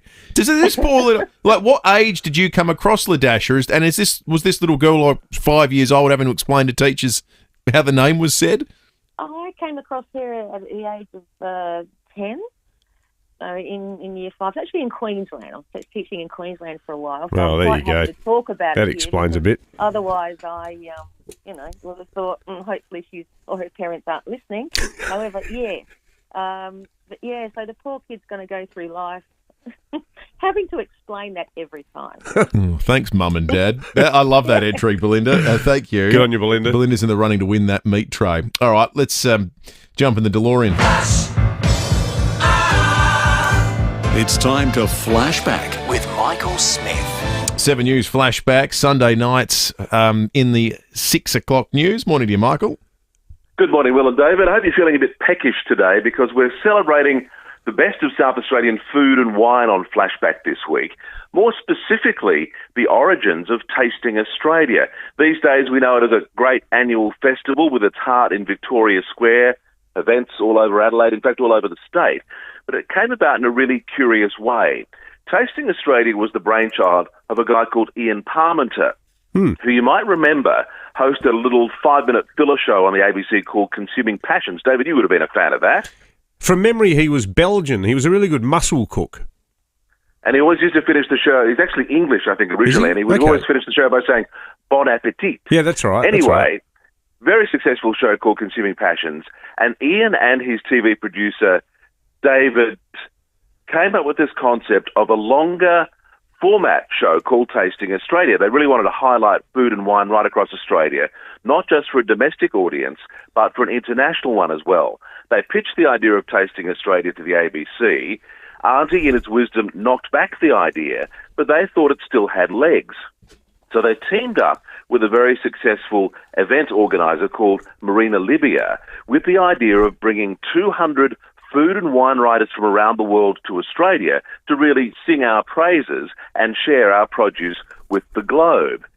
They're all from Perth, intriguingly. So how did it come to be held in Adelaide? Couple of reasons. They recognise that we produce outstanding food and wine in this state, and a lot of it in very close proximity to Adelaide. But this was also in the mid-90s, and you might remember we lost the Grand Prix, so they saw an opportunity here to help fill that hole with another major event. I've caught up with David Evans, who told me about what it was like pitching the idea of Tasting Australia to the then Brown government. Tasting Australia clearly was something that made a heap of sense. I mean, frankly, anybody who's got the money can have a Grand Prix, but not everybody's got the food and the wine that South Australia naturally has. So our view was that we wanted a world event that just so happened to be in Adelaide. You've got everything going for you. Good hotels, easy to get around, lovely people, great food, great wine. I mean, what more could you want? I remember going on a junket with a whole lot of international food and wine writers at that first Tasting Australia in 1997. We went up on a Bluebird train to the Barossa. A lot of them were familiar with our wine, but they didn't know much about our food, and they were absolutely blown away by what they discovered here in South Australia. Your reference to Ian Parmenter doing that little pocket spot on the ABC reminded me, Michael, of Peter Russell Clark as well, the old Come and Get It spot. And people have got a fondness for really foul language should do themselves a favour and have a look on YouTube for the Peter Russell Clark outtakes, because for all his affability, Peter Russell Clark had a mouth on him like a navvy. It's hilarious. Looking up for sure. Good on you, Michael. Excellent, Michael. We'll catch Flashback, 7 News, 6 o'clock on the Sun. It is spectacular. Have you seen them? I certainly have. They are extraordinary. When he's trying to pronounce the name of the pastor and he stuffs it up, and he's It's so funny. He doesn't seem any less likeable. He's just... Oh, no, I reckon he seems even more likeable. He's just, as you say. What do you swears say? like a trooper. Where's the cheese? Where's the cheese? Peter Russell Clark. All right, 5AA News is coming up. Breaking at 8, not too far away. Also, still to come on this Friday morning, Feedback Friday. City Discount Tires. Get saving this month at City Discount Tires. Grab 3 Falcon Zeek ZE 310R passenger car tires and get the 4th tyre absolutely free. Experience top-notch performance with exceptional grip on both wet and dry surfaces. Steer your way to citydiscounttires.com.au for even more great deals. City Discount Tires. We're driven by value. City Discount Tires. Hi, Brett Hibbert here for Mawson Lakes Mazda. We've been doing deals on a huge range of 2024 plate Mazdas, and we've just received truckloads more of them, all priced to clear. These drive-away deals on new Mazdas include free 12 months rego, free stamp duty, and accessory packs worth $500. Yep, absolutely free. All exclusive to Mawson Lakes Mazda. No gimmicks, just great deals. Mawson Lakes Mazda, Salisbury Highway, T's and C's apply. Now more than ever, you need an agent who's not just out for a quick sale. You need someone who can stand their ground to ensure you're maximising your home's potential. And there's a good reason Toop & Toop is defying market trends and continuing to deliver premium outcomes for clients. With a history spanning almost 4 decades and a team of unrivalled experience, Toop & Toop know what it takes to maximise your results for your property in any selling conditions. So if you're thinking of selling, now's the perfect time. Toop & Toop, Adelaide's trusted real estate advisors. Visit toop.com.au or call 8362 8888 for more details. And don't forget, you can hear more from Bronte and the Toop & Toop team on Real Estate Radio with Stacey Lee. That's every Wednesday right here on 5AA from 2 p.m. The countdown is on. Just 7 days to go for the chance to live mortgage-free in Somerton Park. Only 7 days left to buy your tickets in the Hospital Research Foundation Home Lottery. Live the dream, mortgage-free in a fully furnished Scott Salisbury home with $500,000 cash. The absolute final deadline is next Friday. Life-changing prizes, life-changing impact. HomeLottery.com.au. Licence M14673. The news and information that matters. This is 5AA News. Always Adelaide. Cloud clearing and 25 today with the 8 o'clock news. I'm Jess Adamson. Chipped windscreen? RAA approved repairer Complete Windscreens repairs it from just $99. Find the big red koala. A man's been stabbed at Ingle Farm. Police were called to Eaton Common at 1:30 this morning, where they found a 44-year-old with a leg wound. He was taken to hospital. A 23-year-old Ingle Farm man known to the victim has been arrested and charged with assault cause harm. He'll face court in May. A man's in hospital with serious injuries after being hit by a car at Elizabeth North last night. Police were called to Wammer Road at 10 p.m. The driver of the car, a 41-year-old man from Waterloo Corner, did stop but refused to submit to a blood test. He's been reported and will be summoned to face court at a later date. The Premier and State Opposition Leader will go head-to-head today. Mel Usher has the details. It'll be Peter Malinauskas v Vincent Tarzia at lunchtime today. The SA Press Club is hosting a leaders' debate. The Labor Premier and Liberal Opposition Leader will face off on a range of issues like ramping, the state economy, the Whyalla Steelworks and hydrogen power. It's seen as the unofficial start of the next state election campaign, even though we don't head to the polling booth until March 21, 2026. While the Malinauskas government is entering the final year of their first term in office, Mr Tarzia is a relative newcomer, taking over the top job for the Libs in August last year following the David Spears saga. 5AA's Stacey Lee will be one of the moderators. Plans for a second tower at Festival Plaza on Adelaide's riverbank are set to be lodged within days. The 38-storey skyscraper features a diamond-shaped facade. It's expected to generate more than 1,000 construction jobs and accommodate about 5,000 office workers, as well as 100 retail employees in restaurants, cafes and bars. Premier Peter Malinauskas says the building sends a clear message that South Australia is open for business and investment. The competition watchdog has handed down a damning report into Australia's supermarket sector. Alexander Nimmo reports. The Australian Competition and Consumer Commission has found Aldi, Coles and Woolworths appear to be among the most profitable supermarket businesses globally. The regulator stopped short of concluding that price gouging had taken place during the pandemic and did not declare that the two major players, Woolworths and Coles, hold a duopoly. The ACCC will hand down 20 recommendations focused on increasing competition and making supplier arrangements fairer and more transparent. Virgin Australia will soon be trialling a new sustainable aviation fuel. For the next 3 months, flights departing from the Whitsundays in Queensland will be powered by a blend of A1 jet fuel and a synthetic made from waste. It's part of the airline's effort to achieve net zero. Cricket Australia is at war with its players over a video game. Jordan Tunbridge reports. The Australian Cricketers Association has signed over the names and images of leading players to the Indian company Nautilus Mobile to be used in its app Real Game World Cricket 20. It includes Test captain Pat Cummins, Mitchell Starc, Mitchell Marsh, Josh Hazlewood, Matthew Wade and Adam Zampa. Kiwi players are also used. The fight here looks set for mediation, but in New Zealand its national body has begun legal action against the players as the app clashes with another digital game it had previously sold the rights to for $20 million.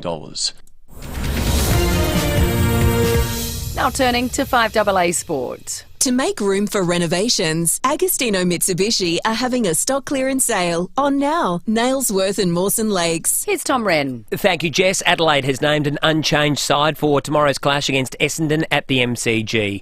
The Crows are looking to break a 10-game losing streak at the ground that dates all the way back to the 2017 Grand Final. Port, meantime, is desperate to bounce back after a horror first-up loss to Collingwood that had brought in Christian Moraes, who will make his debut against Richmond, while Jeremy Finlayson has been dropped. And there was one game last night with Hawthorn making it 3 wins to start the season after they came from behind to beat Carlton by 20 points at a wet MCG. The Socceroos have registered their biggest win since Tony Popovic took charge as coach last year. Australia thumped Indonesia 5-1 in an important World Cup qualifier at Sydney Football Stadium. Popovic says it was an encouraging result, but there's still a lot of room to improve. Any time you can score 5 goals is pleasing, and when you do it at home under, we can say, pressure, of course, there's pressure in World Cup qualifying. It's what you want to be part of. You want to be part of something special that can get through these moments and get through that we can get better for it. The Melbourne Storm are sitting pretty on top of the NRL ladder following an impressive 30 to 24 point win against the Penrith Panthers. Jordan Thompson is safely through to the second round of the Miami Open following a hard-fought 3-set win against American Marcus Giron. In golf, Aaron Baddeley's the best of the Aussies, currently sitting at 1 under late in the opening round of the Valspar Championship in Florida. That puts him just 3 shots off the lead. And the IOC has unanimously voted to keep boxing at the Olympics in Los Angeles in 2028. And that's the 5AA Sport.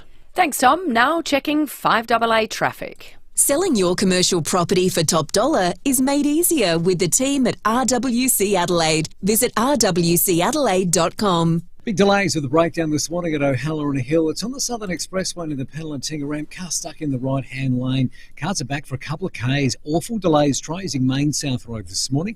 Ridley Turner 2-car collision causing monster delays too on the north-south motorway. Near Torrens Road with delays back to the Wingfield interchange. Try another way in this morning if you can. And got a camera Whites Road at Paralawi. The OMG event is here. Drive away the all-new MG HS, the perfect family SUV from $34,888 plus 10-year warranty. Test drive today. T's and C's apply. Adelaide's most accurate traffic on 5AA. Now the 5AA forecast. Switch and save on service and repairs. Call 1300 Automasters. 25 with cloud clearing today, sunny and 27 tomorrow, 29 for Sunday and 30 for Monday. Right now it's 15 degrees on 5AA, always Adelaide. Streaming live via the 5AA Player app on DAB Digital Radio and on 1395 AM. This is 5AA, always Adelaide. The Hyundai Keys to Summer event ends soon. Unlock offers now. Visit Hyundai.com.au. David Penberthy and Will Goodings, 5AA Breakfast.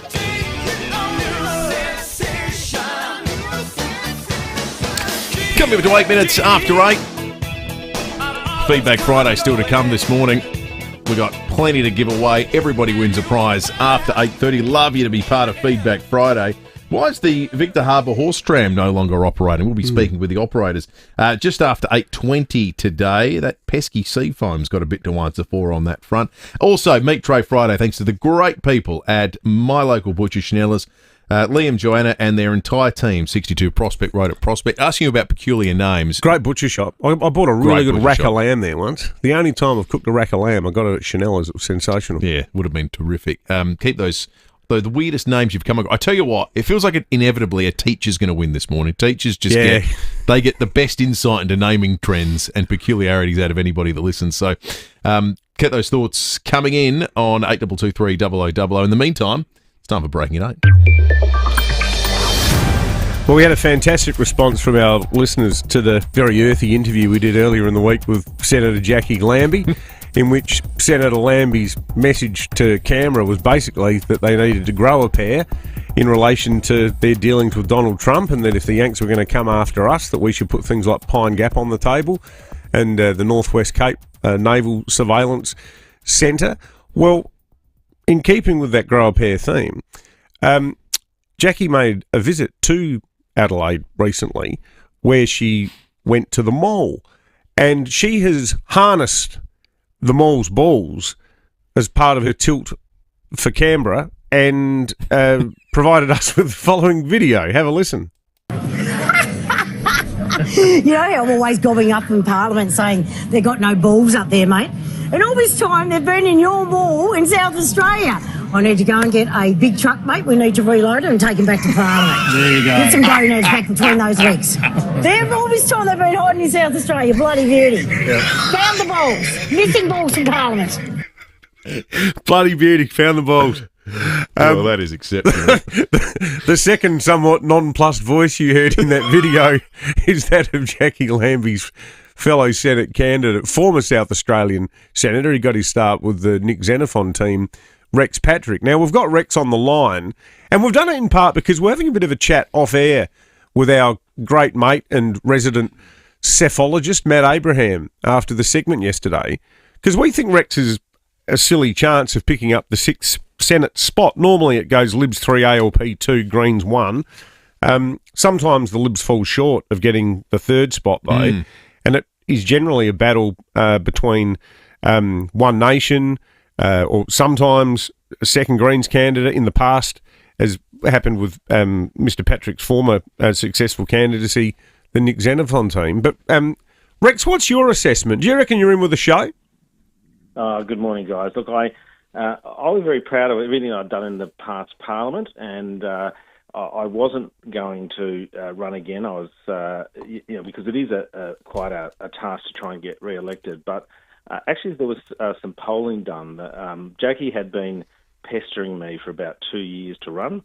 I was in the sort of position where I either had to take out an AVO or run, and then about the same time, some polling was done that suggests that actually the combination of my sort of integrity and transparency and nerdy kind of let's fix Canberra from a keep the bastards honest perspective, and Jackie's popularity may actually work, and we may end up, hopefully, and this is my objective, is to get an independent back into the Parliament so we can properly represent South Australia. That's missing at the moment.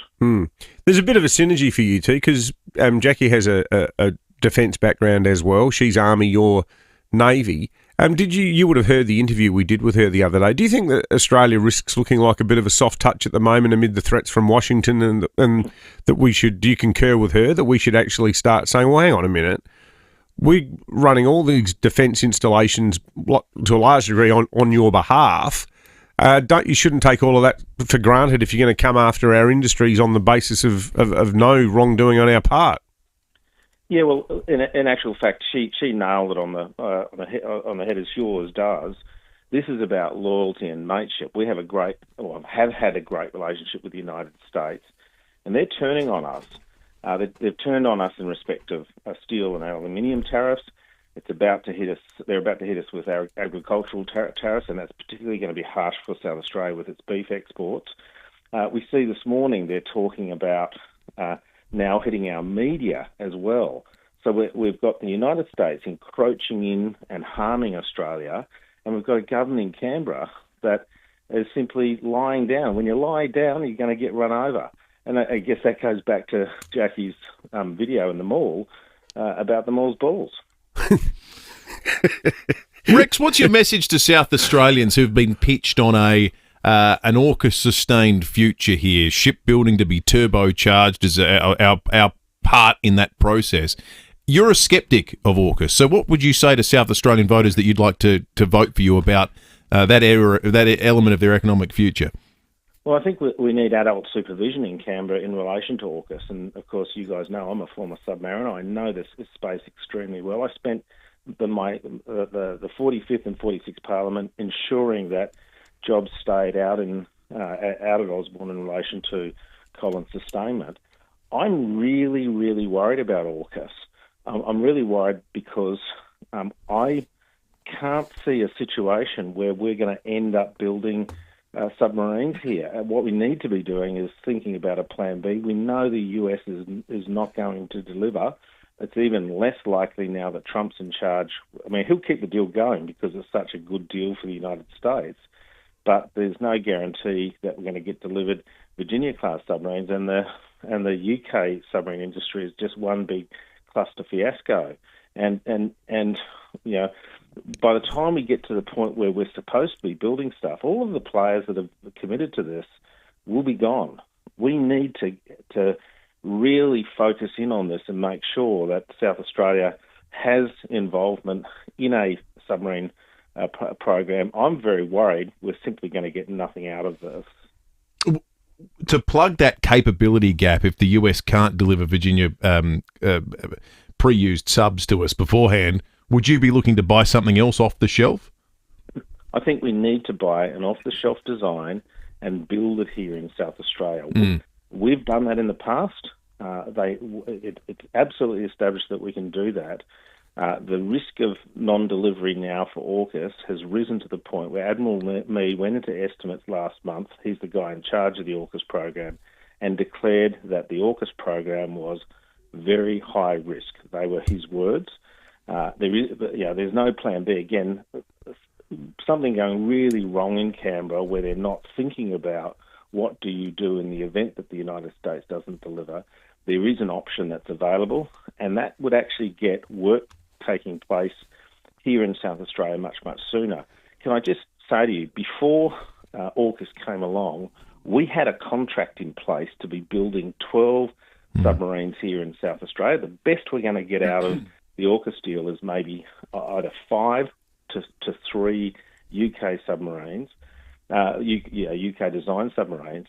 And in the meantime, we've actually lost out on frigates. We had a contract to build 9 Hunter frigates, and we're only going to be building 6. And to rub salt into the wound, the Labor Party, where South Australia was supposed to be the place where major combatants were built, are now going to Western Australia for a general purpose frigate program.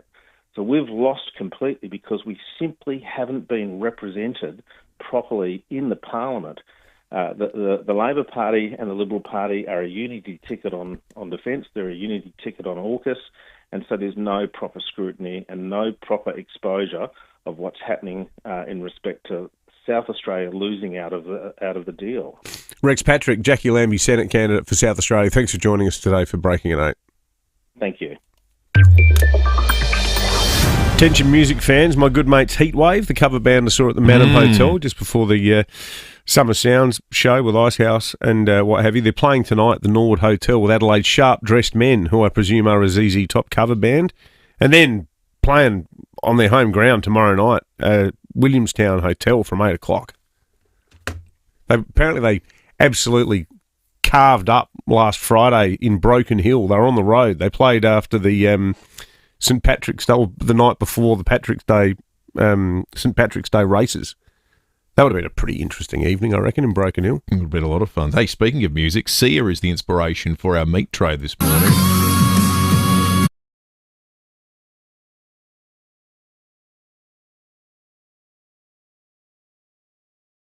I threw a little bit of a tough time, but as a byproduct of a divorce that she's going through. We learnt the name of her child was Somersault Wonder Bernard, born on March 27 last year. We hope little Somersault's doing well. We're asking you, though, about the most peculiar, unique, weird and wonderful names you've come across in your travels for the meat tray, thanks to the wonderful My Local Butcher at Chanella's, 62 Prospect Road at Prospect. Let's go to North Haven. Paul, good morning. Good morning. How are you? Good, thanks, Paul. Yeah, I've got a fellow I met a few years ago. He's a good mate of mine, but when I met him, I thought he was having a lend. His surname is Singer, and his father was a big Elvis fan, so his first name is Elvis. And the reason I thought he was having a lend is because he is actually an Elvis impersonator. Elvis Singer. So he was singing Elvis on a stage when I met him, and we introduced each other, and he told me his name. I didn't believe him. He's actually been on Sunrise when he won one of the Elvis Parks carnivals. Yeah, and right. The breakfast fella that interviewed him actually asked him to pull his license out because they didn't believe him either. So is it spelt Singer like the sewing machine, Paul? Exactly, yeah. Yeah, right. That's superb. That'd be like someone being called radio announcer, I guess. James in Nord, good morning.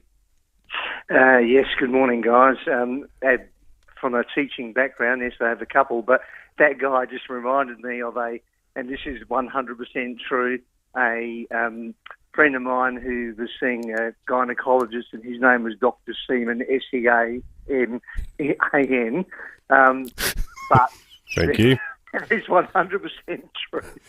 But the couple of school children's names that came across, one was Charm, one was Princeton, but the one I loved the most was not Roaming Brian, it was Love Brian. Love Brian? Love Brian. What all run to one word? Yeah, yes. Love Brian. Love Brian. Love Brian. Thank you, James. Can't make sense of that one. That's extraordinary. Rhonda, good morning. Good morning, boys. How are you? Good, thank you, Rhonda. My youngest grandson's name, he's 8 now. He's a little firecracker. His name is Arrow Danger. Arrow Danger. Arrow Danger. Arrow Sounds like a Danger. stuntman, Rhonda. Yeah, that's right. Oh, God. It's all good. Just because I live in the north doesn't mean, anything. I love it up here. I'm a baby boomer, and I've been here for a long time. Is he a little evil Knievel type, Rhonda? A little Arrow Danger? Does he ride his BMX over ramps or anything like that? No, he actually does competition gymnastics. Still a pretty good name for a gymnast. How good would that be at the Olympics? Representing Australia, Arrow Danger. It scares the living heck out of me when I look at the videos, I tell you. But That's fantastic, Rhonda. Thank you. Let's go to Mitcham. Irene, good morning. Hi, how are you? Good, thank you. So I came across the name at work, and I was looking at it and trying to understand how to pronounce it. I'll spell it out. KVIIILYN. Sounds like Klingon. Kivalin, and I was saying Kivalin, Kavilan.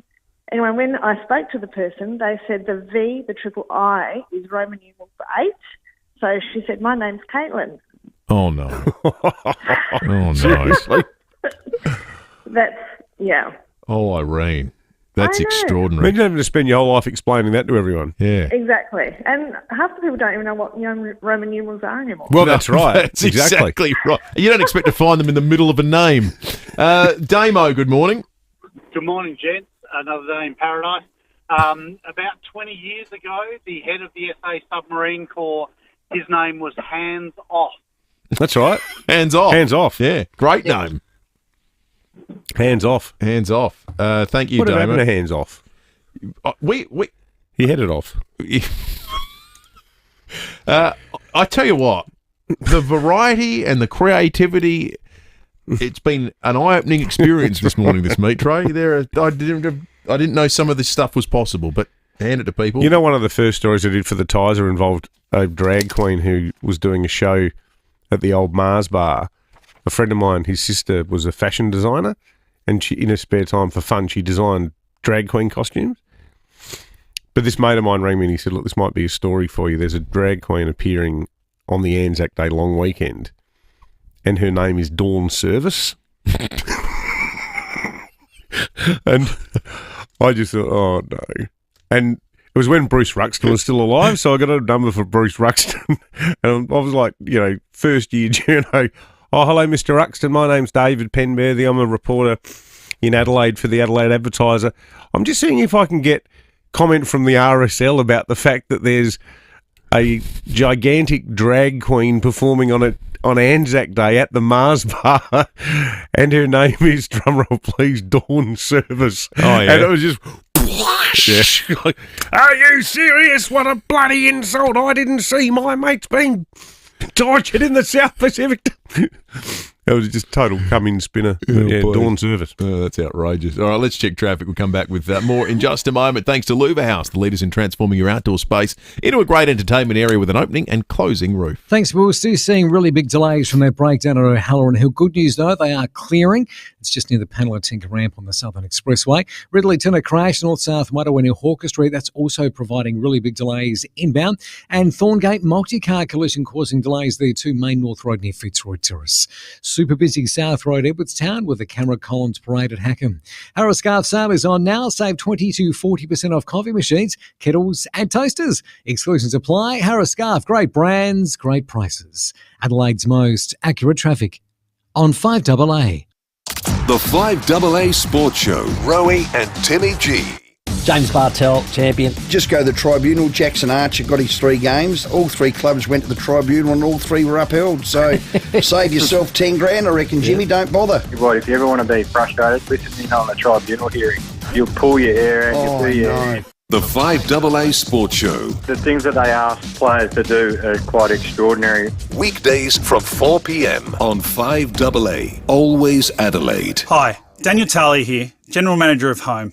That's HAUME. Put simply, we buy homes. We don't charge fees, there's no advertising costs or commissions, none of that. We just make the process of selling your home easy. So if you're looking to downsize and have a home built before the 90s, we'll be able to help you save time, money and the effort it takes to sell. Thinking of downsizing? Visit home.com.au. That's HAUME.com.au. I'm high! The Excelsior Hotel has always felt like home, and right now you can tuck into a schnitty and a pint for just $22 in the front bar. Not bad, hey? That's a schnitty and a pint for just $22, only in the front bar. Make sure you check out their $20 jugs of the month too, plus live acoustic music every Saturday and Sunday from 5 till 8 p.m. The Excelsior Hotel feels like home, but better. You just know it's a Barreau Hotel. If you're thinking of building or you're renovating your kitchen, you've got a lot of choices to make, but the first choice should be Smeg. We have an amazing Smeg showroom right here in Adelaide. Debbie Distributors, they're in Dudley Park, and inside you'll find the full Smeg range on display. This is like Aladdin's cave for cooks, ovens, cooktops, dishwashers, fridges, wine cellars, kettles, toasters and more. Smeg seamlessly pairs powerful performance with architectural design. Plus, this is the bit I loved, they've got these fantastic cooking demonstrations where they show you how to get the most out of your Smeg oven or your appliances. You can really taste the difference with Smeg. Smeg's been proudly made in Italy since 1948 and its colour design and technology is world famous. Smeg, it's technology with style. Visit the Smeg showroom today at Debney Distributors, Harrison Road, Dudley Park. Steinborner has done it again. The Jack T9 Ute has landed at Jack Motors in Gawler. Enjoy a 5-star ANCAP safety rating, 7-year unlimited K warranty, 7-year roadside assist and 7-year capped price servicing. The Jack T9 impresses with a turbocharged diesel engine, 4x4 dual range transmission, 3-ton towing capacity and can easily handle a full-size Aussie pallet with 1,045 kilo payload. All this from $45,980 drive away. Jack Motors, it's well worth the trip. Gawler, Barossa and Clare or at gawlerjackmotors.com.au. Rosanna Mangiarelli here from 7 News. Join me and Will Goodings for Adelaide's leading news hour, 7 News, tonight at 6 o'clock. The Hyundai Keys to Summer event ends soon. Unlock offers now. Visit Hyundai.com.au. David Penberthy and Will Goodings, 5AA Breakfast. 28 minutes after 8. A couple of days ago, we conducted a series of interviews about this concerning occurrence of this apparently toxic sea foam off the FIVEAA Peninsula, where people had reported fish washing up dead. Surfers had eye irritation, soreness in the back of the throat.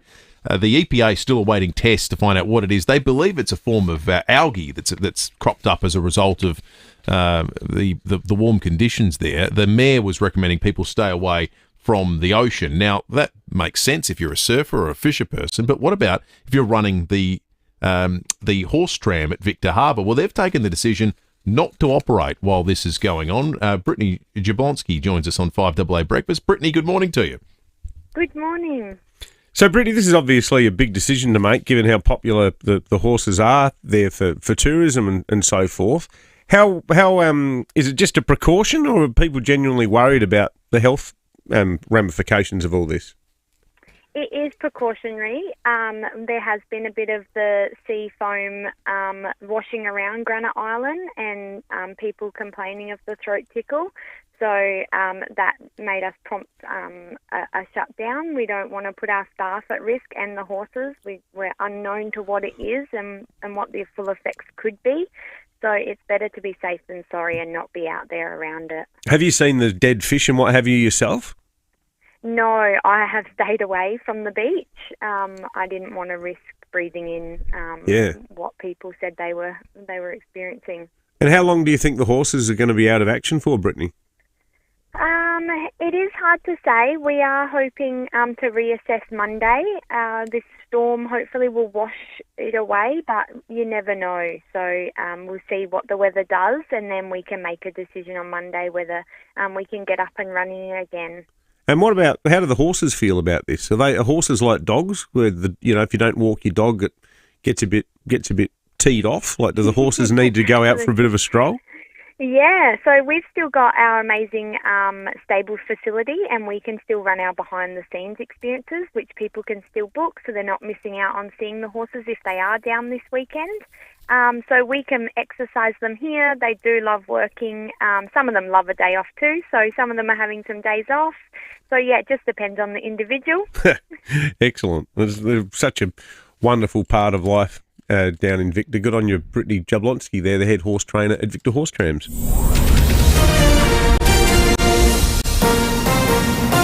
This is 5AA News, always Adelaide.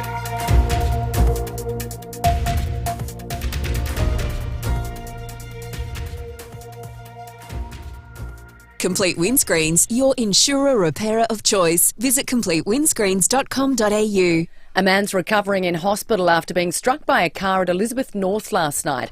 It happened on Wammer Road around 10 p.m. Senior Constable Kimberly Broad says the driver, a 41-year-old Waterloo corner man, refused a blood test. And that fire spread from the vehicle to the front balcony of the property. The occupants were home at the time, but they were able to safely evacuate before the fire spread any further. A deliberately lit car fire at Port Noarlunga spread to a home early this morning. Police and MFS crews were called to the Esplanade just after midnight to find an Audi sedan ablaze. The fire spread to a front balcony, but luckily only caused minor damage. The car was destroyed. Anyone who saw suspicious activity is asked to contact Crime Stoppers. The federal government insists it's already working on bringing the cost of essential items down at supermarkets across the country. An inquiry has found major players like Coles and Woolworths are among the most profitable in the world, and the lack of competition is driving up prices for customers. Treasurer Jim Chalmers says Labor will consider the 20 recommendations made by the ACCC. A lot of the recommendations in the report are areas that we're already acting on. We're making the Food and Grocery Code mandatory, we're empowering the ACCC, we're cracking down on mergers and acquisitions, we're working to make it easier for new entrants to compete. We don't want the supermarkets to be treating Australians like mugs. They're under enough pressure as it is. Economists aren't convinced the Reserve Bank will cut interest rates again when the board meets next month. New data shows more than 50,000 jobs were lost over the past month, mainly due to a reduction in older workers. Overall, the jobless rate remained steady at 4.1% in February. CommSec Chief Economist Ryan Felsman says unemployment is still fairly low and won't be enough to warrant another rate cut for now. We've had pretty impressive employment gains up until the February number. The unemployment rate still remains fairly low at 4.1%. The Reserve Bank would probably want to see a couple of weak labour market prints. Population growth is now down to its lowest level in 2 years. Figures from the Bureau of Statistics shows the nation's population grew by 1.8% last year. More than 480,000 migrants came into Australia last year, marking the smallest increase since 2022. Disability advocates are calling for an overhaul of Australia's tourism sector. People with a disability spend an estimated $6.8 billion on domestic travel each year.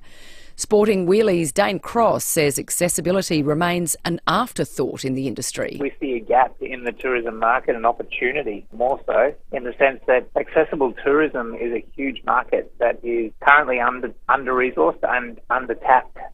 The first woman to be named president of the International Olympic Committee is hoping to inspire future generations. Kirsty Coventry will be the first African and the youngest person to hold the role.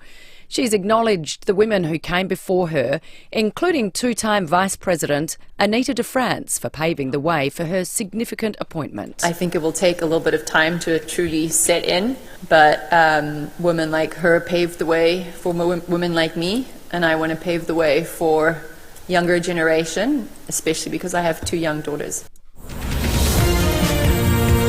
Now turning to 5AA Sport. To make room for renovations, Agostino Mitsubishi are having a stock clearance sale on now, Nailsworth and Mawson Lakes. Hello again, Tom Wren. And to you as well, Jess. Adelaide and Port Adelaide sides are out for their round 2 matches tomorrow. The Crows are unchanged as they prepare to tackle Essendon at the MCG, while the Power have brought in debutant Christian Moraes for their first home match of the season, which is also tomorrow against Richmond. Meantime, Hawthorn coach Sam Mitchell claims last night's 20-point win over Carlton wasn't his side's best effort. The Hawks trailed the Blues at half-time before restricting them to just 2 goals for the rest of the match. They're undefeated from 3 matches to start the season, but Mitchell says the players still have a lot of work to do. I know we get the win and probably a little bit of luck in it. They had a couple of score reviews that went against them and it could have got a little bit out of hand for half-time, and it was a real arm wrestle. I'm pleased that we were able to come out of it, but it's probably not our best performance either. Well, the Socceroos have gone on a scoring spree in a World Cup qualifier, thumping Indonesia 5-1 in Sydney. It's Australia's biggest win since Tony Popovic took over as head coach in September. But Popovic says the players aren't quite executing the game plan to his liking. They're not there where we want to be, but that's not a negative. That's a positive. You know, they've taken strides forward, and it's not easy to do what they did. 5 goals is difficult against anyone. We played a good opponent. It's a World Cup qualifier. We all want to always get better and try and improve the game style. And in some tennis to finish, Jordan Thompson has won through to the second round at the Miami Open. And that's the 5AA Sport. Thanks, Tom. Now checking 5AA traffic. Selling your commercial property for top dollar is made easier with the team at RWC Adelaide. Visit rwcadelaide.com. At O'Halloran Hill, delays clearing from that earlier breakdown on the Southern Expressway near the Palatinga ramp, which is good news. Bridlington, a crash, north-south motorway near Hawker Street. Still got some really solid delays inbound through there. Getting busy, Main North Road, Enfield, quite slow. Brighton Road, Glenelg East near Jetty Road, with the camera Granville Road, Banksia Park. Experience Mall Fest with the Colours of Asia Festival in Rundle Mall. Enjoy live performances, pop-ups and delicious street food. And shop longer and later with all your favourites open till 9 tonight and 6 p.m. tomorrow. Adelaide's most accurate traffic on 5AA. Now the 5AA forecast. Switch and save on service and repairs. Call 1300 Automasters. 25 with cloud clearing today, sunny and 27 tomorrow, 29 for Sunday and up to 30 for Monday. Right now it's 17 degrees on 5AA, always Adelaide. We got Feedback Friday coming up. 3 spots, 3 winners. Get calling now. 4 or 5 simple questions, no wrong answers. They fill up fast, so get calling. 8223 0000. Feedback Friday coming up next. Frankie said she's a fan of impersonation. Thank you very much. But not of people impersonating Australia Post. That's why we've made all delivery updates available on the AusPost app, so she'll know they're from us, and us alone. You ask, we deliver at Australia Post. Adelaide's local, trusted and truly connected talkback radio station. 5AA. Always Adelaide. No one loves a clean truck more than Ray Pepper. Ray even launched his own truck washers and developed his own truck strength cleaning products. Now you can try the range of Peppers truck strength cleaning products for your car, caravan, boat or home. And they're made right here in Adelaide. Make it shine, because everything goes better with a bit of pepper. Shop online and check out the Peppers Starter Pack with a bit of everything for just $69.90. Go to peppersaustralia.com.au. Paint Professionals turned the job around so quickly from the initial quotation straight through to completion. Now is the perfect time to call Paint Professionals and receive a professional colour consultation valued at up to $250. Yours free if you decide to paint your entire house inside or out, getting ready for sale, or giving your home a new lease of life. Make it a great experience. Call Paint Professionals for this limited offer. T's and C's apply. paintprofessionals.com.au. Sold by McGain again. But there's still limited homes out there, so it's important to listen to these offerings. This Sunday from 11 to 11:30am, Zoe Ball and the Ravens, Sam Raven, are opening 6 Wildy Court, Happy Valley. This beautifully presented 3-bedroom home in a quiet cul-de-sac in the popular Oakford estate features 2 bathrooms, a large open-plan living area and pitched outdoor entertaining. Freshly painted and with brand new carpets, this low-maintenance property is perfect for busy professionals or downsizers. Just $695 to $745K. And if you're looking for your next development opportunity, you'd be wise to check out 5 George Street, Morphett Vale. This huge 1,116 square metre block with subdivision potential is zoned as a housing diversity neighbourhood. There's a solid double brick home already on site, perfect to rent out or to renovate while you plan. Don't miss this rare chance. Call Baz Rampal today to find out more. Look at all these properties and all the McGain listings at mcgain.com.au. 5AA Breakfast is streaming live right now. To watch, simply head to 5AA on Facebook or YouTube. The Hyundai Keys to Summer event ends soon. Unlock offers now. Visit Hyundai.com.au. David Penberthy and Will Goodings, 5AA Breakfast. 21 to 9, we've got a Smeg kettle to give away and Wallace Cinema passes for anyone who participates in Feedback Friday this morning. If you're building or renovating, your first choice should be visiting the Smeg showroom at Debney Distributors. You can taste the difference with a Smeg. Also, make sure you stay listening a little bit later today. Stacey Lee is going to be doing something a little bit different because she is hosting the leaders' debate that's taking place between Vincent Tarzia and the Premier of South Australia. You're going to hear that debate as part of Stacey's program. So as part of the show she'll do, then she's going to race off and MC this debate that's going to take place. You're going to hear it all here on 5AA. In addition to the wonderful Foodie Friday, all thanks to Smeg and Powers. If you're building or renovating, your first choice should be visiting the Smeg showroom at Debney Distributors. Taste the difference with Smeg and Powers. There's a great text here from Murray. In the early 80s at Wollonga High, there were a few teachers in their right places. Neil Carpenter, he taught woodwork. June Patton taught needlework. Peggy Toon was the music teacher. And Dick Flower was the ag studies teacher. Barry Mundy. I'm glad that's what he taught. I thought you were going to say something else for a second. What about this? Barry Mundy was the maths teacher. Sadly, he had nothing to do with fishing. Great name, though. Barry Mundy. Barry Mundy. The fish. It's Feedback Friday time. The fish. Love the fish. Feedback. Friday today, so have you say feedback. Barry Mundy. Is Barry Mundy listening? Give us a ring if you are, Baz. We'll give you a 5AA Breakfast Show mug. You can study winemaking at Wollonga High. Good thing to study. It's got its own vineyard next to the footy oval. Good place to study it. Hope you've been studying the news cycle for Feedback Friday. Ray in Semaphore Park is the first cab off the rank. Morning to you, Ray. Morning, boys. How you going? Good, thank you, Ray. Ray, today is the March equinox for Adelaide. Do you reckon this is the official start of autumn or March 1? No, March 1. March 1. Yeah, keep it simple, eh? Yeah, that's all right. We're not druids. Simplicity in the face of science and accuracy, I guess, is the answer Well, here. that's right. You're an equinox guy, aren't you? Completely. Do you notice how suddenly it feels like autumn and it rained and stuff? Funny that. Ray, if Port lose to Richmond tomorrow, do you think it's time to end the succession plan one way or another? They shouldn't have had a succession plan at all, any rate, as far as I'm concerned. They should sack the whole board and get rid of them. Sack the board. That would be one way to go about it, Ray. Certainly change things.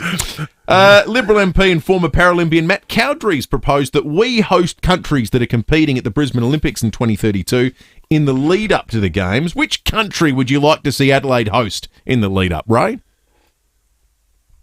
Oh, that's but I would have to say the old Palms, England. Yeah, that'd be nice.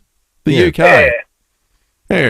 that'll be good. They're an ally that treats us all right. Yeah, they are. That's right. Grocery bills have surged by 30% during the Albanese government's first term. Is there anything you've taken off your shopping list in the last 3 years that you used to buy? Yes, candied honey has gone up from about $4 to nearly $9. I've taken that off the list and just about taken eggs off the list. Candied honey. Wow, that's a huge increase, Ray. It was shocking over the time I've been buying it, yep. Good on you, Ray. Well done. Thank you for that. Let's go to Henley Beach. Alan, good morning. Good morning, Will and Dave. Alan, the bomb predicted up to 15 mils of rain in the city yesterday. We got 7.2 officially. How much rain was in your gauge? Well, I was Henley Beach. I think about 6 mil or 7 mil, maybe. Yeah, about the same. Yeah. Jack Lukosius joined us for the very first time from Port Adelaide this week. Can you spell Lukosius, Alan? I used to play with his dad. Oh, really? Go a bit better, Henley boy. Flinders Park. Oh, Flinders Park, Alan. Now you're talking. That's a footy club. I'm not going to make you spell it because you got it right. Lukosius. Luka. Yeah. Osius. Oh, well, you had an extra O, but everything else was correct. Sius. But very good, Bobby Alan. Lukosius. Good footballer. It's a Lithuanian surname. It sounds Lithuanian. Yeah. And he had another good player from this park was Luka Lotta. Yes, absolutely. Luka Lotta. Sounds like one of the fake names, Alan.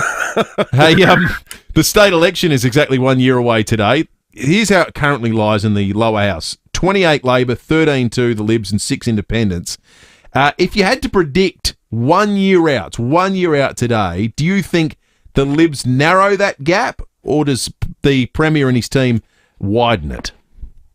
No way. No way could they. No. They just haven't got a real party at the moment, our Liberal Party. They're a basket case. Yeah, 13 suddenly feels high, doesn't it? Alan, 5AA, we're in our new studios this morning for the very first time. All brand new technology. It looks like a 747 in here all of a sudden. What's your favourite piece of electrical tech that you own? Oh, gee. Only be a computer. Just a laptop computer. The laptop. You got anything flash, Alan? I'm an old bloke. I'm not into this other rubbish that they get in. Yeah, you got a laptop, Alan. That's pretty good. It's not a Commodore 64, is it, mate? No, it's not. It's one of the most modern type ones, Acer or something. It is. Yeah, beautiful. Good stuff. Beautiful. Laptops, Commodore 64. Imagine trying to take Carter Commodore 64 around with you. Robbie in Hyde Park, good morning. Good morning. Robbie, Who Wants to Be a Millionaire is returning to TV, but it's moving from Channel 9 to Channel 10. Do you have a favourite game show? No deal. Deal or no deal? Deal or no deal? I love it. Have you ever been on a game show, Robbie? I haven't, but I have applied to go on Big Brother, but I didn't even get a call back. I think I was really? too old. Too old. When you're watching Deal or No Deal, Robbie, are you cheering for them to take the best offer or just to go through to the end and open the case they picked? Oh, they've got to go all the way through. Yeah, okay.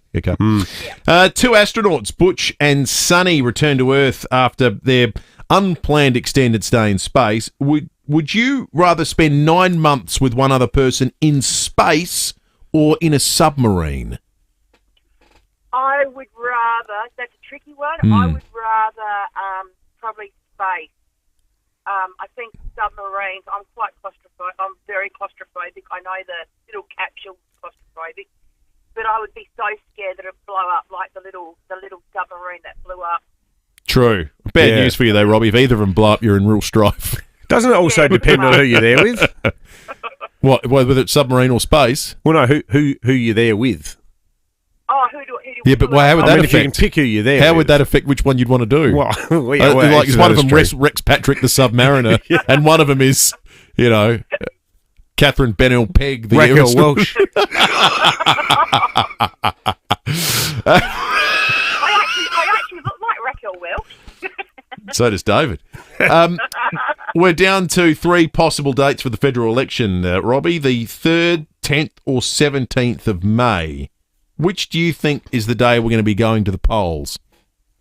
I think maybe it will be the 3rd. I think they'll go earlier. Yeah, the early one. The 10th is the showdown, isn't it? The 10th is the showdown, yes, that night. So if that happens, we won't be able to do our election night broadcast, or if we do, we'll have to wait till like 10:30 when all the calls have stopped. Well, no, it'll be even later than that. I'll be watching the showdown. Yeah, there's not a South Australian alive that'll care about what we have to say about the election on showdown night. I don't want to watch the election either if the showdown's on. No, it won't be happening. It won't be happening if it's that night. Isn't it great to work for a media organisation that can cancel the election coverage because the showdown's on? We've got to prioritise what's most important. Bloody oath. Tomorrow marks 5 years since Scott Morrison closed all the pubs for the pandemic. Robbie, do you have a favourite pub in Adelaide? I really don't have the time to go to pubs anymore. But I really used to love going to, when I was younger, I used to love going to the Grace Emily Hotel. Yeah. It was really quite alternate. They played bands. Everyone was welcome, different age groups, different demographics. And it was sort of like the Cranker, but a bit more alternate. I reckon I would have seen Great you there, pub. Robbie. I used to go to the Grace heaps back in the 90s. Great pub. Robbie, Cracker, Ray, when Cracker ran Alan, we've got the Smeg Toaster to give away and Wallace Cinema tickets. All right, how are we going to do this? I reckon let's give Robbie the toaster and the tickets can go to Ray and Alan. Big thanks to the excellent people at Smeg at their Debney Distributors showroom. You can taste the difference with Smeg. Clanger was his name. Clanger. All right, let's check traffic. Used to be called the Launceston, didn't it? What's that?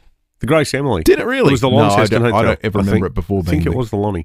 The Grace Emily. Terrific pub, though. Let's check traffic. We'll be back with more, including a Meat Tray Friday winner in just a moment. Lever House, the leaders in transforming your outdoor space into a great entertainment area with an opening and closing roof. Thanks, Will. Halloran Hill delays clearing from that earlier breakdown on the Southern Expressway near the Palatinga ramp. Ridley Tiller crash, North South Moto into Hawker Street. Still seeing delays inbound through there. Works Glenelg East to look out for. Brighton Road near Dunbar Terrace. And early morning Canberra's Kelly Road, Modbury Heights and Old South Road at Old Ranella. South Australia, RAA Rewards is here with hundreds of ways to save every day. It's better to be a member with RAA Rewards. Adelaide's most accurate traffic on 5AA. Visit Jarvis Toyota's brand new undercover home in Brighton Road, Somerton Park and take advantage of savings across the Toyota certified pre-owned range. Enjoy the same feeling you get with a new Toyota at Jarvis Toyota, with all certified pre-owned vehicles tested and backed by Toyota, including a full service history and 90-point safety check. Toyota certified pre-owned in a class of its own. Come and experience the difference at the new Jarvis Toyota, Brighton Road, Somerton Park. Ignition for Men. Adelaide's home of impeccable class and style offer a range of suits by leading Italian brands, including tailor-made wedding packages for the groom and groomsmen. Order 3 tailor-made suits and pay just $799 for each. Order 4 or more for just $749 per suit. Phenomenal value for a quality tailor-made suit. See Ignition for Men for tailor-made wedding packages. 54 Paynham Road, Stepney. ignitionformen.com.au. T's and C's apply. For 50 years, Sterling Homes has set the standard, and that's a long time in business. So now, to celebrate their 50th anniversary, they're inviting you to share your dream with them. There's such a reputable and long-standing builder, Sterling Homes, and how's this? For their 50th anniversary, you get 15 grand's worth of luxury upgrades your way at no extra cost. You can choose what matters to you. Could be reverse cycle air, stone bench tops, solar panels and more, plus 2.7 metre high ceilings are included. Sterling Homes listens to your must-haves, considers your nice-to-haves, and works with you to create your ideal home. Because at Sterling Homes, your home. Visit their display homes across Adelaide. For locations, go to sterlinghomes.com.au. T's and C's apply. When you think of single malt Scotch whisky, you might imagine Scotland's green hills, her fresh babbling brooks, and rows of oak barrels. But you can get the same feeling right here in Adelaide when you walk down the aisles at Powell's. Sam and Jamie from Parafield Airport Liquor Store know every drop on the shelf. They can guide you through Scotland's best whisky labels and the best from around the globe, all under one roof. Parafield Airport Liquor Store.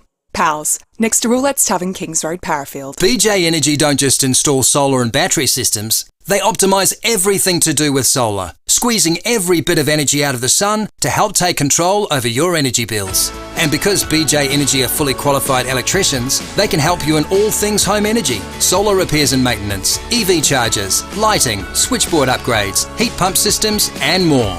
Contact BJ Energy for a free consultation. Package deals and payment plans available. bjenergy.com.au.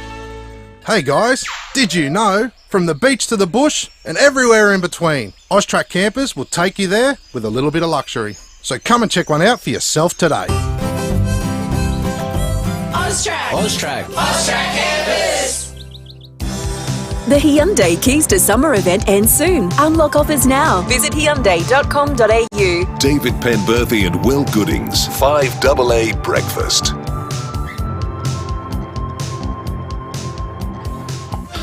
7 to 9, we're going to meat tray to give away in just a moment, thanks to the wonderful people at my local butcher, Chanel, 62 Prospect Road at Prospect. Should we do a couple of police home care texts, though? Because a few have come in the last 30 minutes we haven't got to yet. Zania has written in saying, I lived at the Lonnie. It was the Lonnie. It was the Launceston Hotel before it became the Grace Emily. Zania lived there in 1989 while working at Angus Engineering. One here, what's this from Terry, our good mate? I think Gigi used to have a beverage there from time to At time. the Lonnie, yeah. We got Graham Goodings in the studio. It was a lovely little pub, wasn't it? Beautiful. Yeah, they always used to serve butchers and ponies there too. That's right. Well, it didn't go down that low. more of a pint guy. Not here for a haircut. I suspect some of those drinks might have involved Sean Flannery. Sean Flannery. Yeah, well, quite back in the day. Quite possibly. He left Channel 7 under unusual circumstances, didn't he? Oh, I don't know if it was unusual. It's more just, the excess of the 80s. The Christmas party in Pixie's case? Oh, yeah. But I was just saying, I think that was just TV. That's one of the great stories of Australian journalism. Nice you can tell it on air. I'm going to try to do the conga. This cannot be true. Nigel has texted in saying, on the unusual name front, I recall an influential lady from the Australian Nursing and Midwifery Foundation who was called Terry Dactyl. No. That can't be right. Surely not. I don't believe that one. There's a few of these that I think that must be tough. They stretch believability. Yes. Hey, Fuel Watch, before we go this morning with the meat tray to give away as well, it's better to be a member with RAA Rewards. Download the RAA app and start saving today. The ex-convenience Brooklyn Park, Henley Beach Road's so nice and cheap at $1.58.5. The OTR Parabank, Salisbury Highway, $1.62.9. The United at Pennington on Torrens Road is $1.62.5. That's pretty good as well. Otherwise, the Liberty McCracken on Hindmarsh Road, $1.64.9. Diesel you can get very similar this morning. It's not much more than unleaded. The Mobil Torrensville Henley Beach Road's at $1.68.5. Otherwise, the Mobil at Blair Athol Prospect Road is $1.67.9. Who do you like for the meat tray? Oh, Crowded Field, Arrow Danger, Kivalin, Elvis Singer. Really like Teacher Belinda with pronounced Ladasha. Oh, well, they put a hyphen in the middle of the child's name that you have to say as Dash. Reminded me a bit of the Steve Martin film, The Man with Two Brains, where his name's Dr. Herv. Yeah, well, maybe that's where they took their inspiration. And then he meets that woman called Melmahay, and they fall in love. So Belinda... Ladasha. Come Ladasha, come Vixen, come Prancer, come someone said I think else. it's one of the reindeers. Yeah, somebody did say that. Huge thanks to our great friends at Chanel's, talking about the Coles v Woolworths duopoly. We are blessed in this state to have the likes of Chanel's keeping the big guys on their toes, not to mention the Drakes and the Foodlands and, Tony and Mark's. Like, there's so many wonderful different stores. But Chanel's, they are just sensational. I love shopping at Chanel's. Really good fruit and veg section and a really good butcher shop. And they provided a really good meat tray. Congratulations to you, Belinda. Have a wonderful weekend, folks. We'll be back Monday morning from 6 o'clock. See you then. Coming up next on 5AA, the stories that matter to Adelaide with 5AA Mornings.